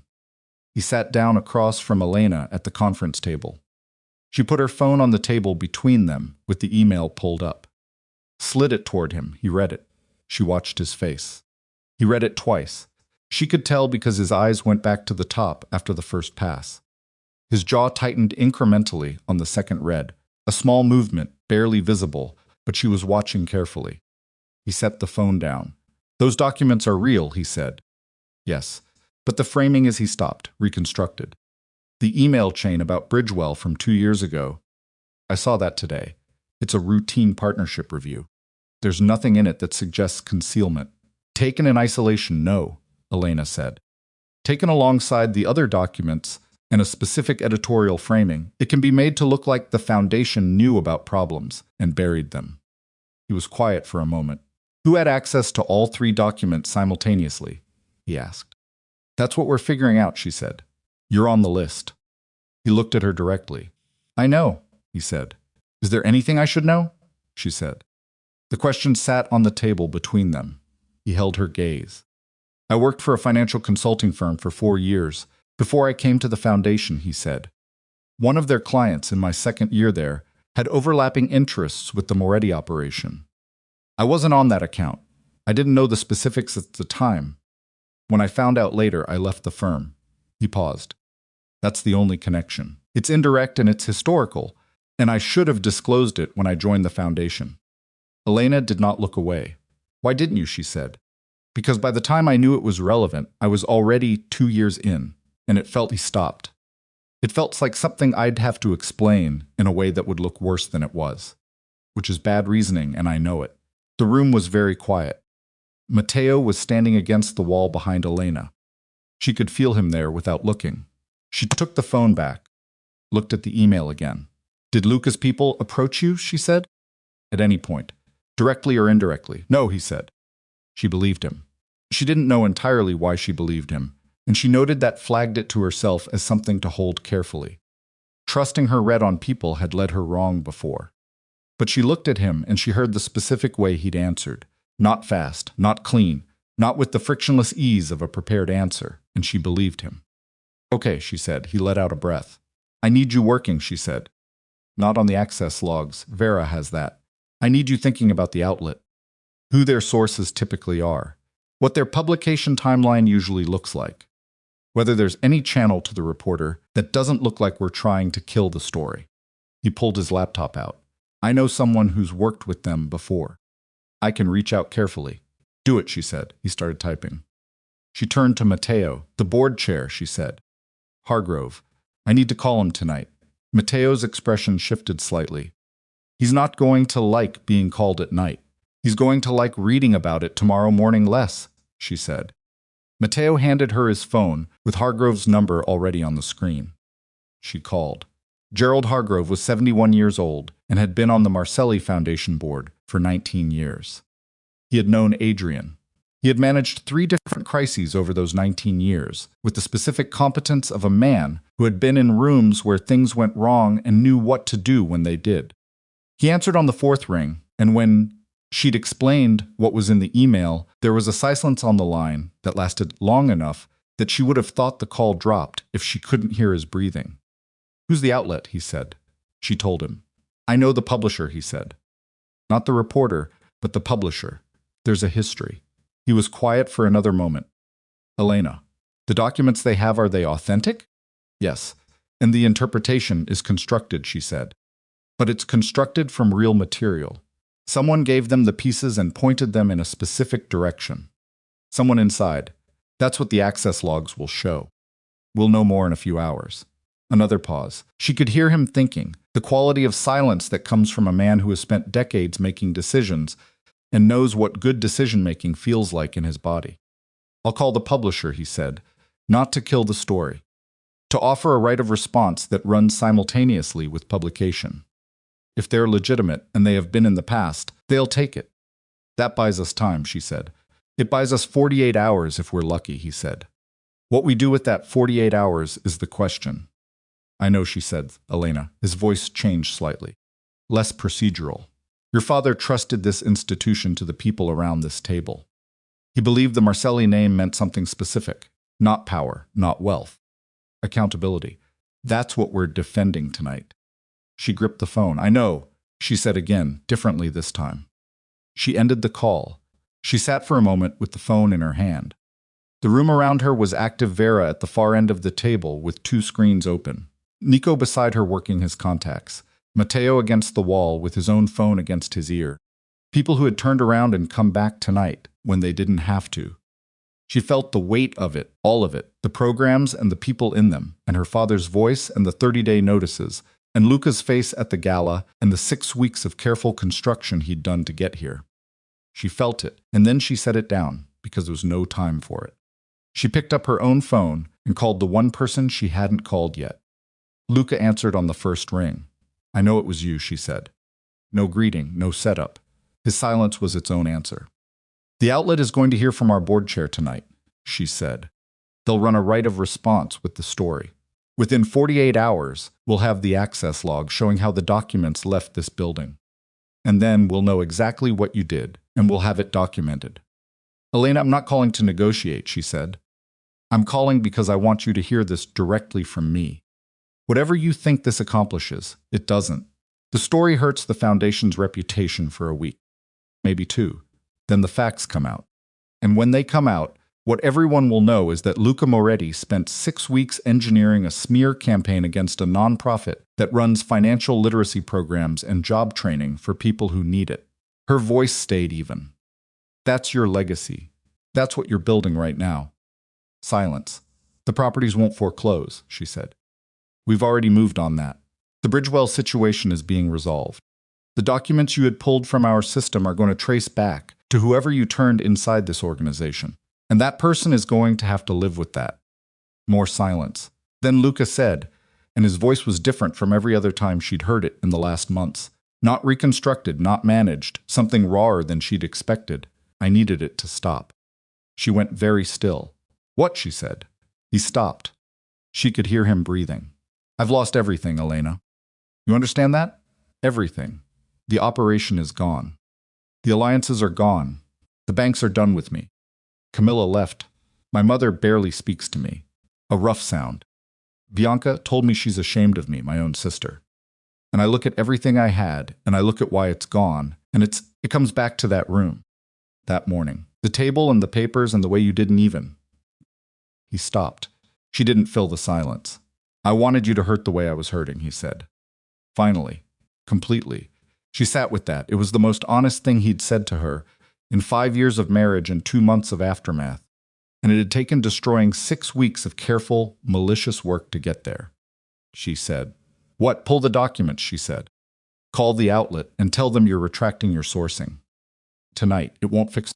I know it won't fix everything, she said. But it stops the worst of it. And it's the right thing. Which I know you know, because you're still capable of knowing that. The line was quiet for a long time. And if I don't? He said. Not defiant, genuinely asking. Then the story runs and we respond. And it costs both of us something, she said.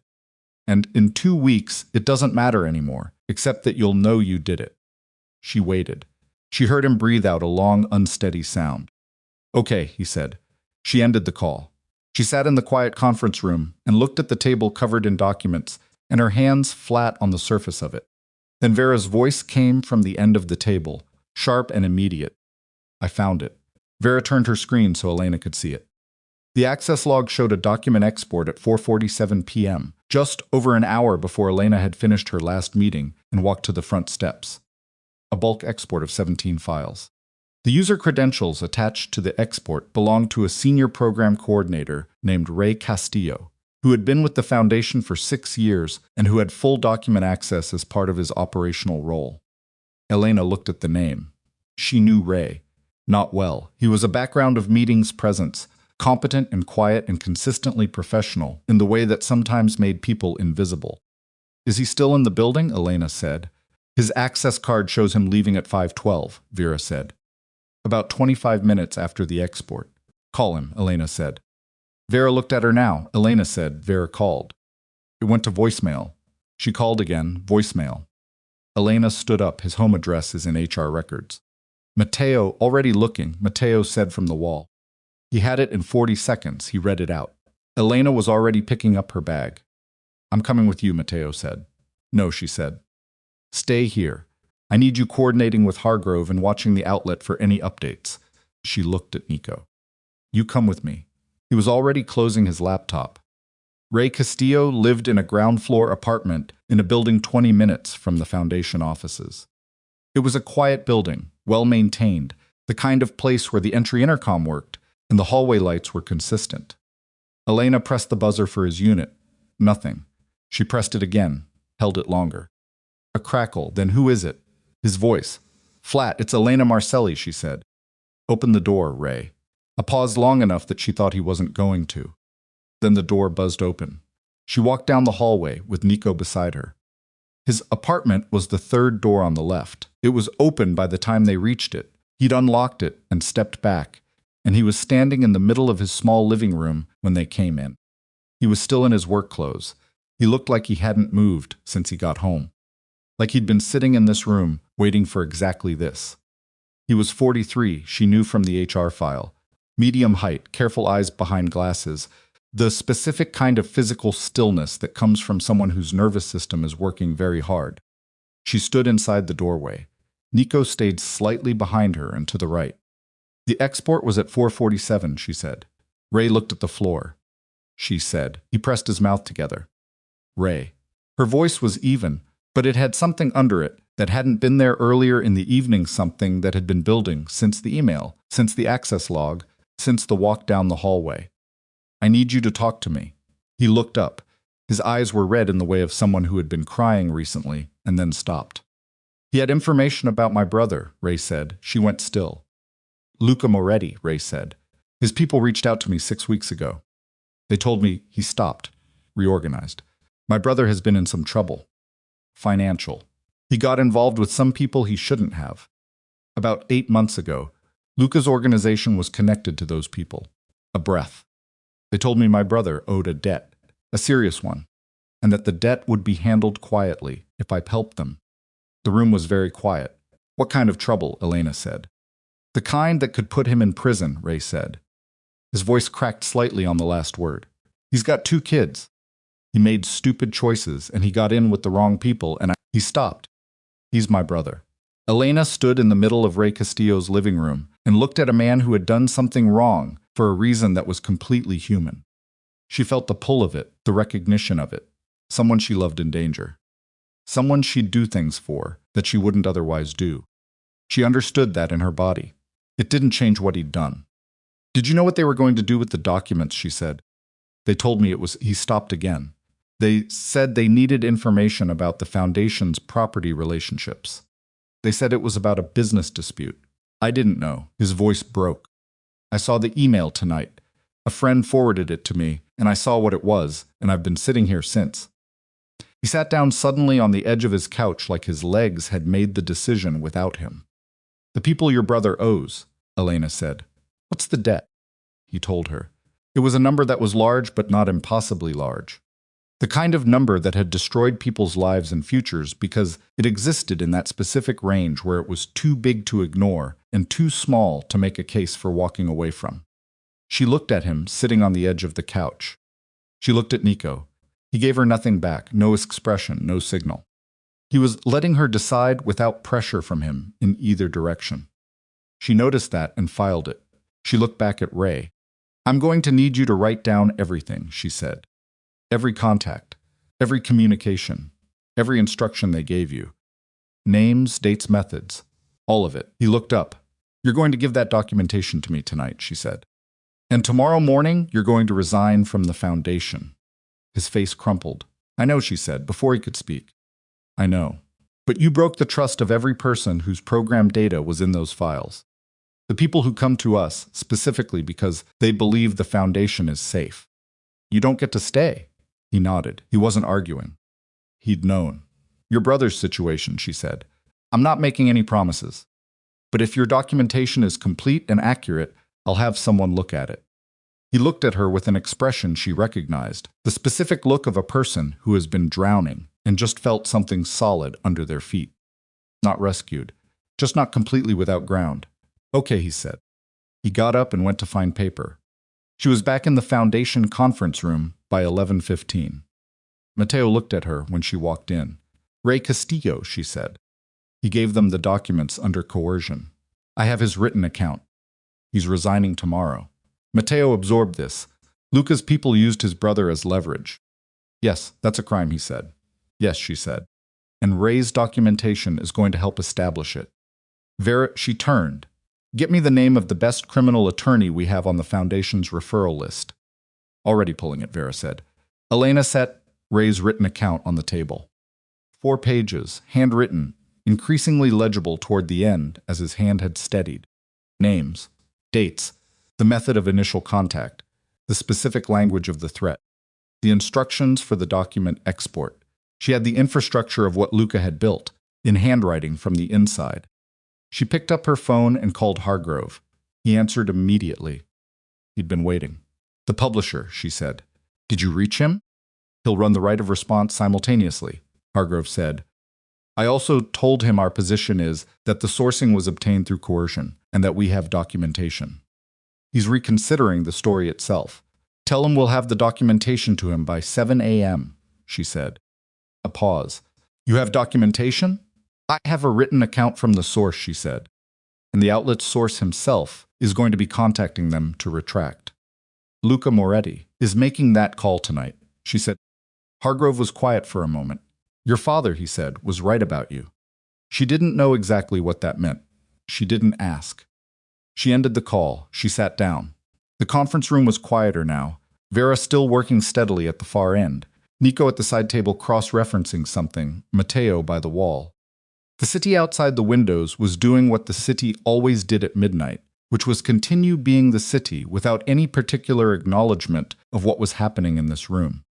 Her phone buzzed, a text from a number she didn't have saved. The message was short. I made the call. They know the source is retracting. I'm sorry, I know that doesn't cover it, Luca. She stared at the text for a moment. She typed back, it doesn't, but it's a start. She put the phone face down on the table. She pressed the heels of her hands into her eyes for a moment, just a moment, and breathed. When she looked up, Nico was watching her from across the room. Not with concern exactly. With the quality of attention that she'd started to understand was simply how he paid attention fully, without editing it into something more comfortable. You should sleep, he said, a few hours at least. We have documentation to prepare for 7 a.m., she said. Vera and I can handle the documentation preparation, he said. You need to be functional tomorrow, not just tonight. She looked at him. You're the person who needs to be in the room tomorrow, he said. Not the person who stayed up until 4 and is running on adrenaline. Those are different people. She wanted to argue. She couldn't find a good argument. She looked at Vera. If anything changes, I'll call you, Vera said. Go. She picked up her bag. She looked at the room, the documents, the screens, the people who had turned around and come back tonight. She thought about what Hargrove had said, about what her father had believed this institution meant. She walked out of the conference room and down the dark hallway and out through the front door where the steps were empty and the night air was cold. She sat in her car for a moment without starting it.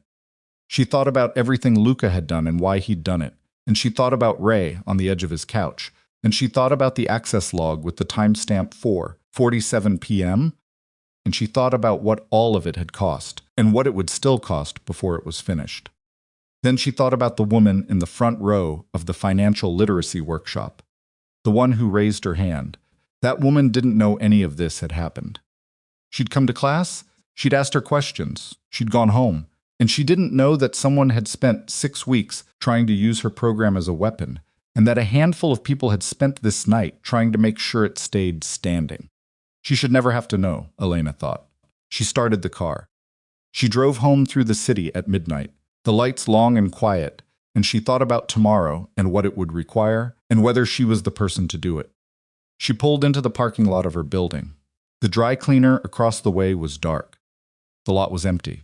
She sat for another moment. She was tired in a way that went all the way down, not just the absence of sleep, but the particular exhaustion of a person who has been holding an enormous amount for a long time and is only now beginning to feel the weight of what they've been carrying. She thought about what Nico had said. You're the person who needs to be in the room tomorrow. She thought about who that person was. She had spent 5 years in a house where she'd made herself smaller to survive. She had spent 7 years before that making herself invisible to test whether someone could love her without knowing what she came from. She'd spent 6 weeks coming back into herself, slowly, imperfectly, with resistance in places and surrender in others. And now she was sitting in a parking lot at midnight, after a night that had required every version of herself she'd ever been, and tomorrow was going to require something more. She thought about her father in the hospital bed. Power means nothing if you use it only to make people fear you. She thought about what power meant if you used it the other way. She got out of the car. She went upstairs. She slept for 4 hours hard, dreamless, the sleep of a person whose body has finally made the decision for them. At 5:30, her alarm went off. She got up, made coffee, stood at the kitchen window with the mug in both hands looking at the parking lot and the dry cleaner sign and the flat gray morning sky. She drank the coffee. She got dressed. She drove back to the foundation offices as the city was beginning its morning business, the streets still thin with traffic, the lights still low and directional, everything still in that brief window before the day properly starts, when it's possible to believe that whatever you're driving toward is something you can actually handle. She parked. She walked up the steps. Vera was inside. Nico was inside. The documentation was ready. Hargrove had already spoken to the publisher twice more since midnight. She sat down at the head of the conference table. She looked at the people in the room. Okay, she said. She opened her laptop. She put her hands on the keyboard.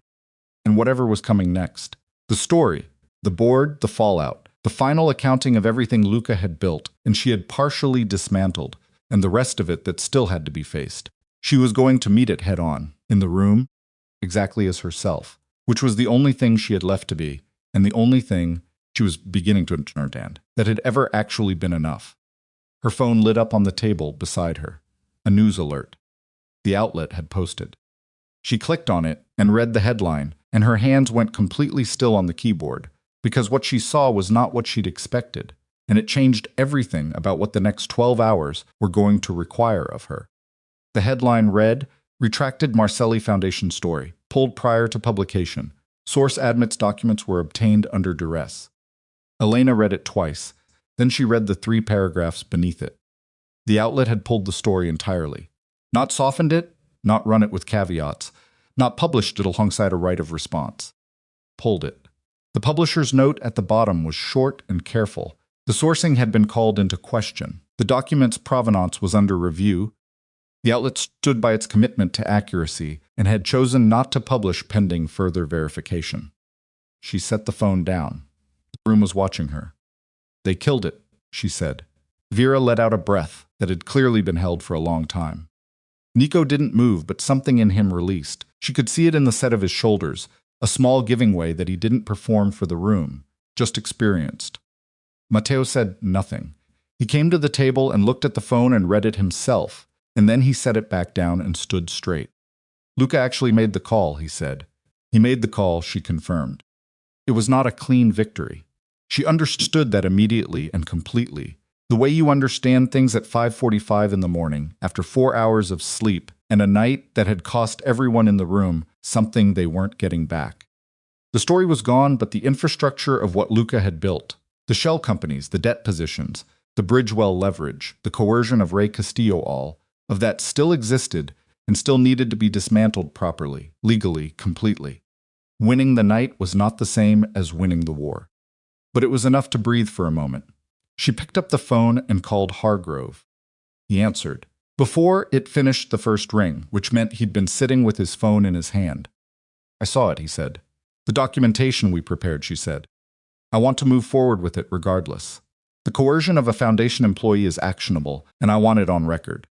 A pause. "You're going to pursue it. Ray Castillo's brother is in a dangerous situation because Luca's people used him as a mechanism," she said. "I'm not letting that sit." That Hargrove started. "I know what it will create," she said. "I'm doing it anyway." He was quiet for a moment. "All right," he said. "I'll connect you with the Foundation's legal team at 8. She ended the call. She looked at the room. At Vera, who had been here since last night and whose eyes were red at the corners, but whose hands on her keyboard were completely steady. At Nico, who had come back when he didn't have to and had spent the night being useful without requiring direction. At Matteo, who was already looking at his phone, already moving toward the next thing that needed to move. "Go home," she said to the room. "Get a few hours. Be back at 9. Nobody argued this time." The legal meeting happened at 8 in the Foundation's main conference room, with 2 attorneys from the firm that had handled Marcelli family legal matters for over a decade. Elena sat at the head of the table with Ray Castillo's written account in front of her and walked them through everything. The shell companies, the debt positions, the document export, the coercion mechanism, and Luca's retraction call to the outlet. The attorneys were quiet and thorough, in the way of people who spend their professional lives in rooms where bad things have happened and need to be correctly documented. At the end, the senior attorney, a woman named Priya Anand, who had been with the firm for 22 years and who had the quality of someone who had seen almost everything and was surprised by very little, said, "What outcome are you looking for?" Elena had been thinking about this since the car ride home. "I want Ray's brother's debt to Luca's associates dissolved," she said. "Whatever it takes to achieve that legally negotiation, settlement, whatever the mechanism is. That situation exists because Ray was coerced into something that protected his brother, and the coercion worked because the underlying threat was real. I want the threat removed." Priya looked at her steadily. "That may involve direct negotiation with people connected to the Moretti operation." "I understand that. And for Luca himself?" Elena set her hands flat on the table. "I want everything he built in the last 6 weeks documented and legally neutralized," she said. "The debt positions, the shell companies, the foreclosure threat on the properties. I want it unwound completely, and I want documentation that it existed, so that if he tries to rebuild a similar structure in the future, there's a record." "Criminal referral?" Priya said. Elena looked at the table for a moment. She thought about Luca's voice at midnight. "I needed it to stop." She thought about the text. "I'm sorry, I know that doesn't cover it." She thought about a man who was building something destructive out of a grief he didn't have language for, and she thought about what the right response to that was, and she thought about what her father had told her in those last weeks about power and what it was supposed to accomplish. "Not yet," she said. "Give him the chance to cooperate with the unwinding. If he cooperates fully, no criminal referral. If he obstructs—" "We refer," Priya said. "Yes." Priya made a note. "This is more generous than he deserves." "Probably," Elena said. Do it anyway. Priya's firm reached out to Luca's attorney that afternoon. The response came back in under 2 hours, which was itself an answer of a kind. The speed of it suggested Luca had been waiting, had known the call was coming, had perhaps been sitting with his own lawyer since midnight preparing for exactly this. The response was full cooperation. No negotiation, no counterposition, no attempt to carve out protected elements.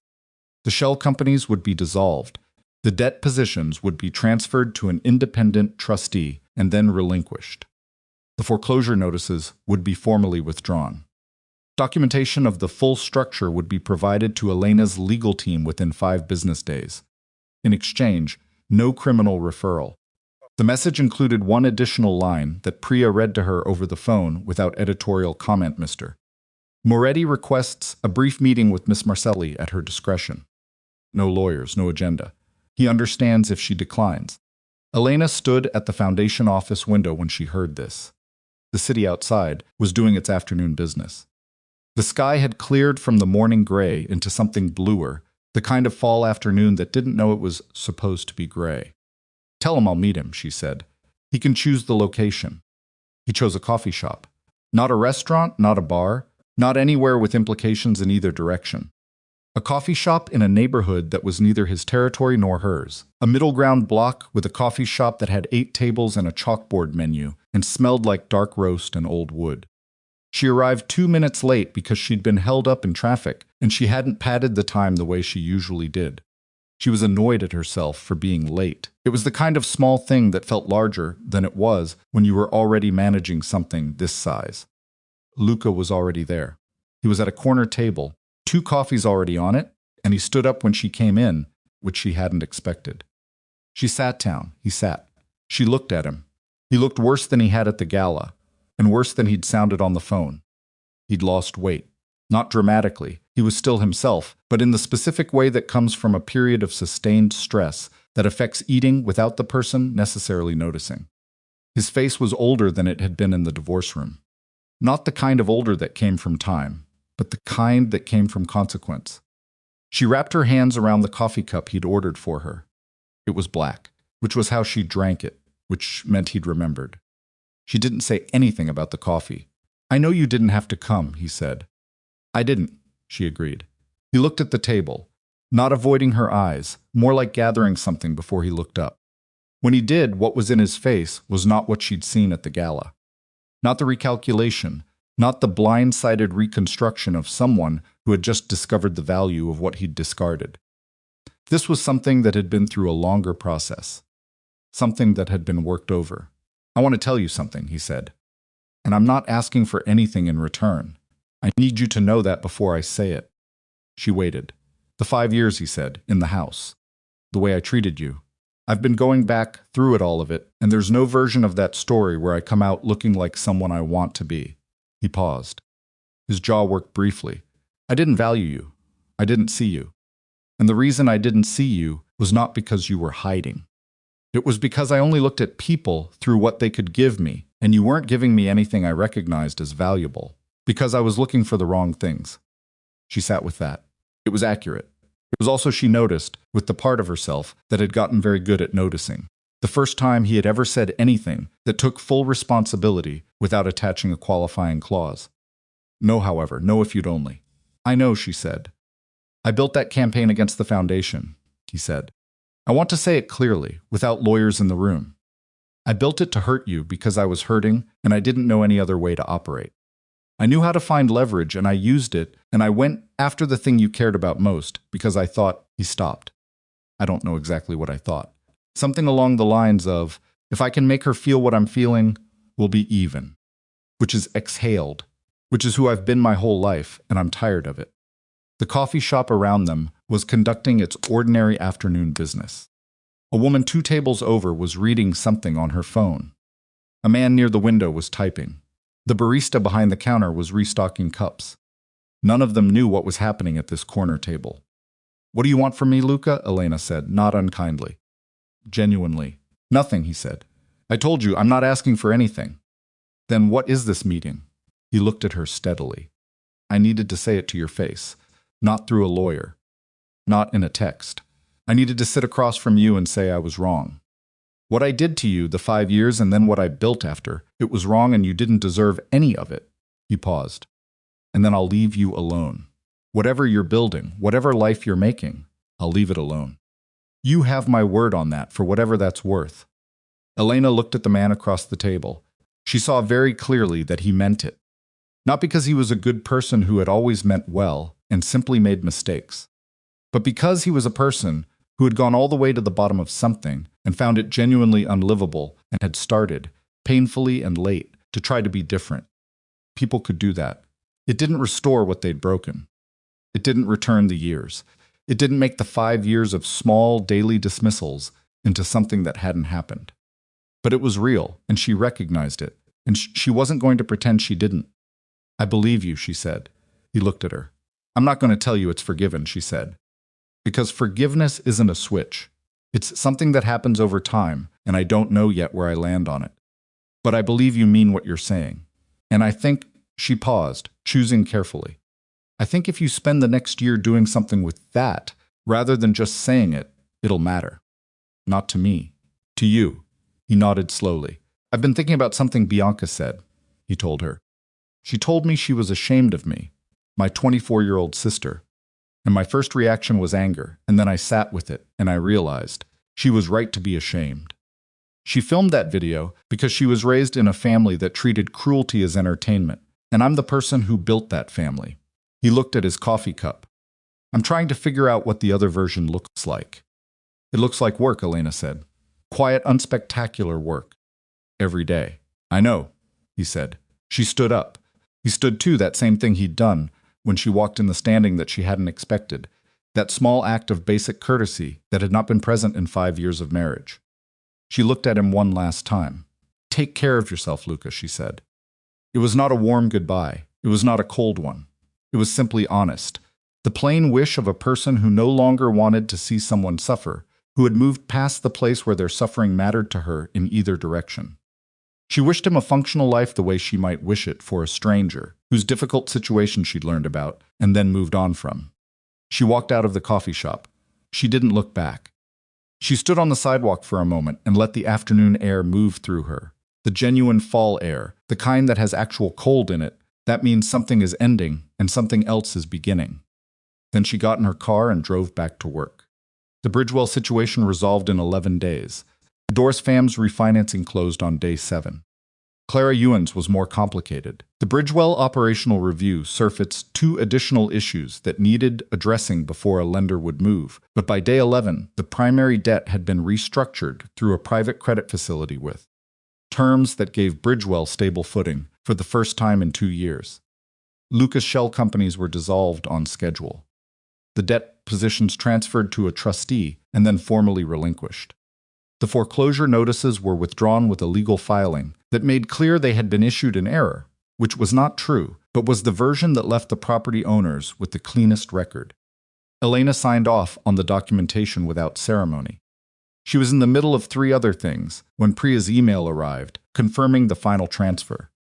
She read it, forwarded it to Matteo with 2 words, "It's done," and went back to the budget meeting she'd been in. Matteo sent back a single word, "Good." She put her phone face down and returned to the meeting. Ray Castillo's resignation was processed on the day after the retraction. He came in to sign the paperwork himself. Elena had offered to handle it remotely, but he'd asked to come in, which she thought took something, and she respected it. She met with him briefly in the small office off the conference room. He sat with the resigned paper in front of him, and his hands on the table, and the look of a man who had done something he was going to carry for a long time. "Your brother's situation," she said. "Priya's firm has been in contact with the relevant parties. The debt is being renegotiated. It won't disappear entirely. That's not realistic. But the terms are being restructured to something serviceable, and the people involved have agreed to drop the more dangerous elements of their collection approach." Ray looked at her. She could see him working to hold his face together. "Why are you doing this?" he asked, not Doris Pham's question, not Clara Ewan's question. This was different. This was a man asking why someone he had betrayed was still helping him. "Because you're a person who made a bad choice for a real reason," she said. "And your brother is a person who made bad choices for his own reasons, and he's got 2 kids. And none of that means the situation should just continue being dangerous because the right paperwork wasn't filed. He pressed his lips together. It doesn't mean what you did here was okay, she said. I need you to understand that I'm not folding that in. These are separate things. I know, he said. The people in those programs trusted this institution with information about their lives, she said. That trust was worth protecting, and you made a decision that put it at risk. He nodded. He was looking at the table. I know, he said again. Quietly, with the weight of someone who had been saying those words to himself for days and was going to keep saying them. She stood up. She held out her hand. He looked at it for a second, surprised, she thought, then stood and shook it. She walked out. 3 weeks later, Nico asked her to dinner. He asked her in the hallway outside the conference room on a Thursday afternoon. In the same direct way, he did most things. Without performance, without staging it. Just, I'd like to take you to dinner. Not a foundation thing, if you're open to it. She looked at him. She thought about the night he'd come back when she'd called. The way he'd handed her things she needed before she'd named them. The way he'd told her to sleep when she needed to sleep without dressing it up as concern. She thought about the budget meeting and the line 47 and the specific choice he'd made not to introduce himself when she'd walked in. Yes, she said. They went to a small Italian place in a neighborhood that was neither too quiet nor too loud, the kind of restaurant that had been there for 20 years and knew how to be consistent without being boring. They sat at a corner table and they talked for 3 hours, and she ate real food for the first time in what felt like weeks. He was funny in the way she liked observational, a little dry, not performing it. He asked her questions and then actually listened to the answers instead of waiting for his turn to talk. He disagreed with her twice in the course of the evening aunts about an operational decision she'd made, about the Foundation's expansion timeline, once about a book she'd mentioned, and he did it without wrapping it in softeners. She disagreed back both times. He liked that. She could see it without him announcing it.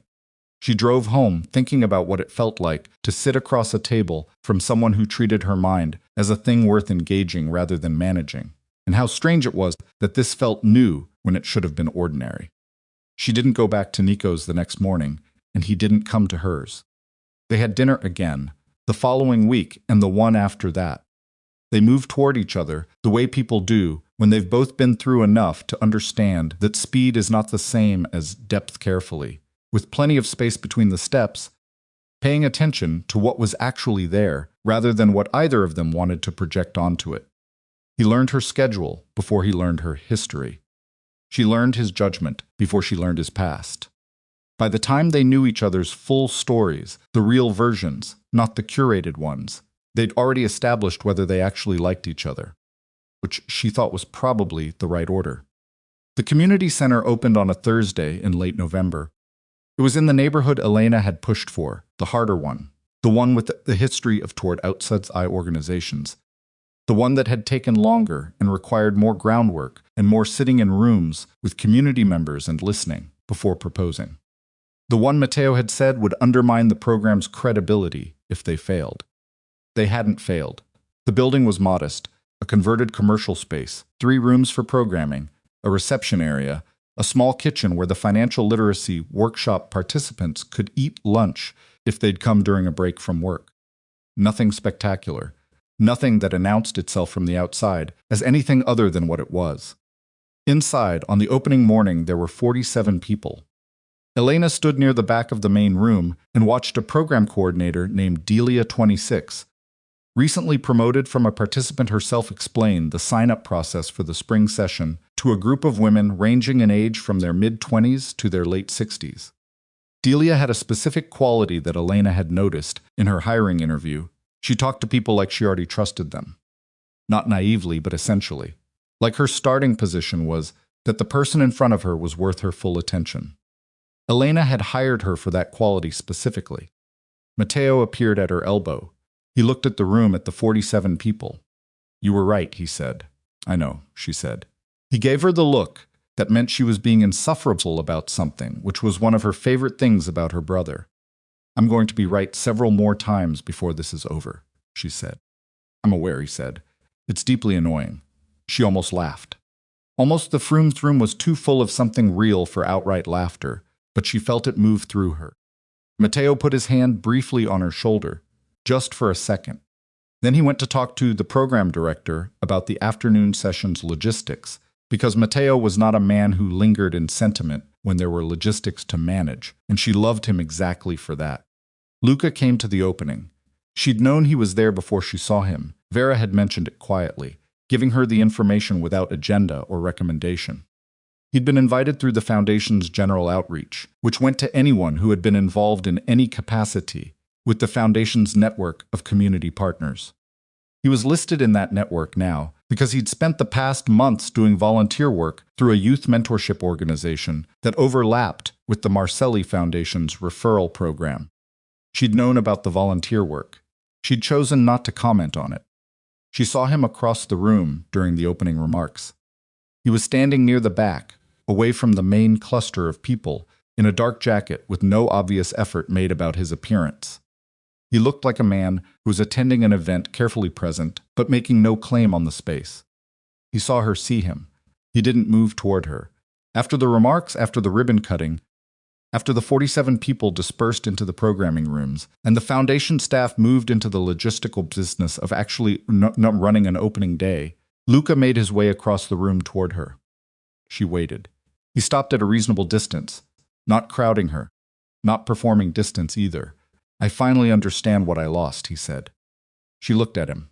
He didn't mean the money. She could see that. He was looking at the room, at Delia explaining something to a woman who was writing it down carefully, at the older man near the window who had come with his daughter and was listening to a coordinator explain the job training track with the concentration of someone who had not stopped hoping, and his face had something in it that she didn't think he'd had access to 2 years ago. Actual regard for something outside himself. "You didn't lose me because I became powerful," she said. "You lost me because you couldn't respect me when you thought I had none." He received this without flinching, without argument, without the old instinct to redirect or defend. "Yes," he said. Just that.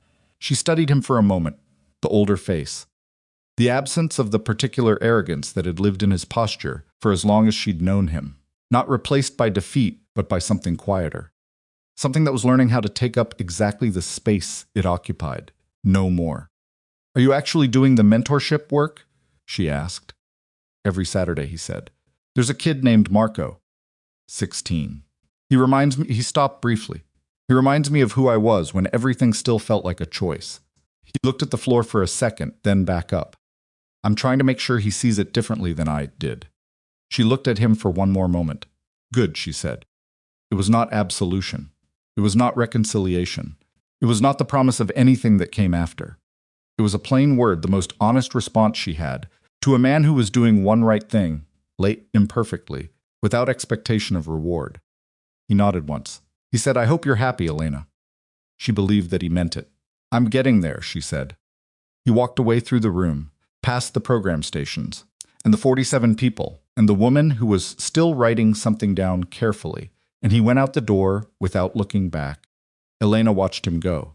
She stood in the middle of the community center for a moment, in the noise and warmth of 47 people, doing something useful on a Thursday morning in late November, and she felt something that had been drawn tight for a very long time.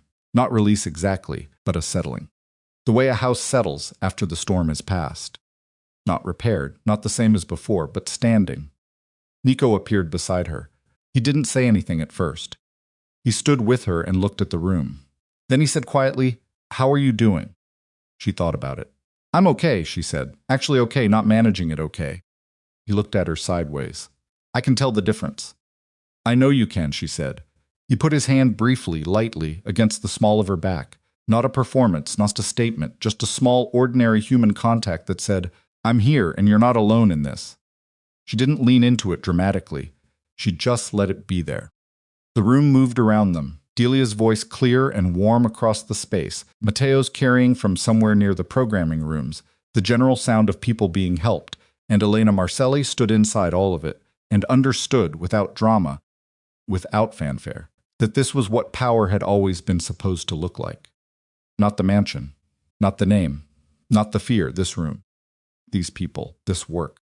She'd spent 7 years making herself invisible to find out if she was lovable without a name, And 5 years being visible inside a house that hadn't known what it had, and months clawing her way back into herself, piece by piece.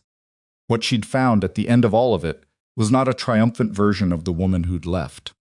It was just herself. Imperfect, tired in places, wrong about things regularly, still learning the texture of her own power and what it obligated her toward. But herself, completely, unambiguously, without apology. She turned away from the door where Luca had gone. She turned toward the room. She went to work,